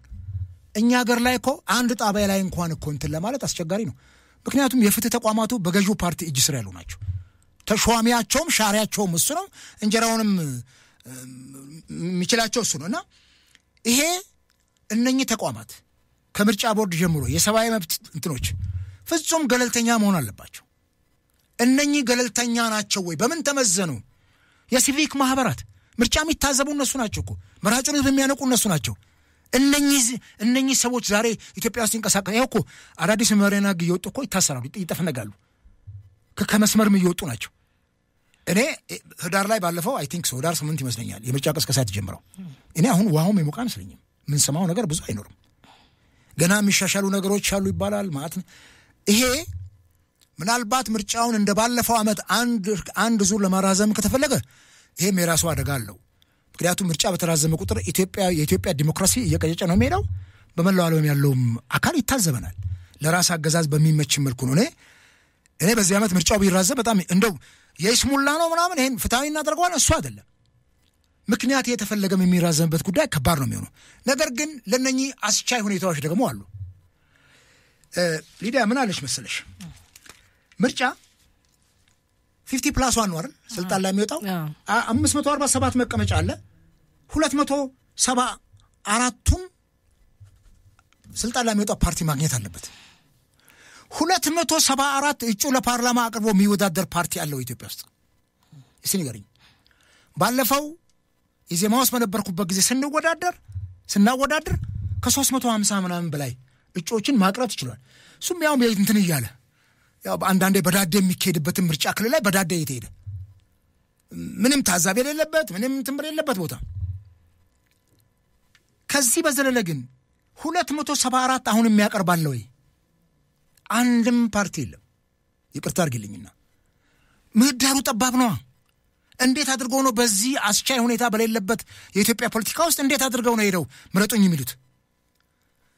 ነገር ግን በጣም ትልቁ በባለፈው ምርጫ እኔ በግል ያየሁትም እንከን ብልጽግና በፍጹም ማሻሻልና ማረም የሚገባው ጉዳይ ከታሪክ ተወቃሽነትም ራሱን ለማዳን ነገ የሚነሳው ትውልድም ታሪክም ይጠይቀዋል። ከ547 መቀመጫ ውድድር ውስጥ 50+1 የሚሞላው ብቻ ክልል ላይ ድምፅ ካገኘ በቂ ነው የሚል ነገር አለው። ለምሳሌ ቤኒሻንጉል ጉሙዝ ባለፈው ምርጫ በአካባቢው ላይ ከነበረው የጸጥታ ችግር አንጻር እዛ ክልል ላይ ምርጫ አልተደረገም። ከ3 ዓመት መዘግየት በኋላ በቀደም ነው የተደረገው። ፓርላማ የገባውም ሰው አንድ ሰው ነው የገባው። ክልል ምክር ቤትም ገብተዋል። 2 ዓመት ብቻ ነው ሰርቬ ያደረጉት። 3 ዓመት ሙሉ እንደ ድምፅ እንኳን መሆን ቢችሉ ለህዝባቸው ድምፅ አልሆነም። ለምንድን ነው እሱ በቃ ስልጣን ላይ መውጣት እስከቻለ 50+1 በሚለው ብቻ አገር መምራት የሚቻል ስለሆነ ሌላውን ኢግኖር ማድረግ ከመጣ ዛሬም አማራ ክልል ላይ ያለው ችግር የከፋ ስለሆነ አማራ ክልል ላይ የሚካሄደው ምርጫ ኢግኖር ይደረጋል።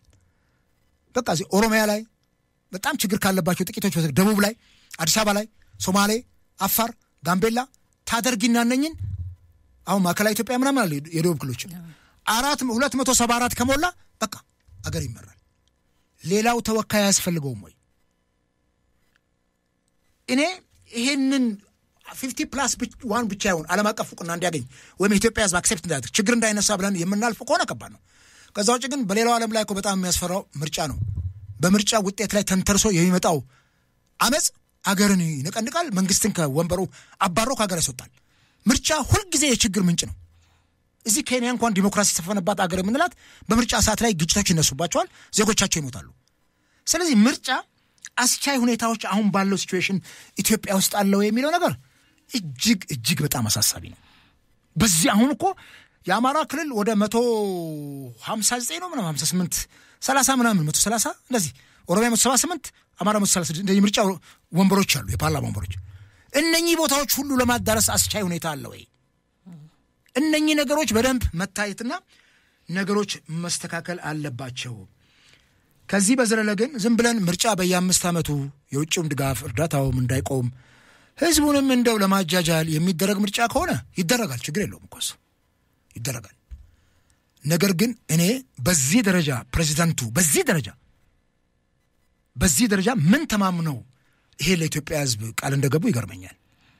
እኔ አንድ ነገር ልበል ከዚህ ከሰጠሽን ትራክም ባልወጣም ቅድም ሳላነሳ ያለፍኩት ጉዳይ ስለ ጦርነቱን በተመለከተ ማሸነፍ የሚቻል ቢሆንም ህግ ማስከበር የሚቻል ቢሆንም ብለው ይሰጡት እንትናል። ለምን ነው ታዲያ መዋጋት ያስፈልገው? ለምንድን ነው እሱ ትጥቅ መያዝ ያስፈልገው እንዴ? ለማሸነፍ እኮ ነው የሚገባው።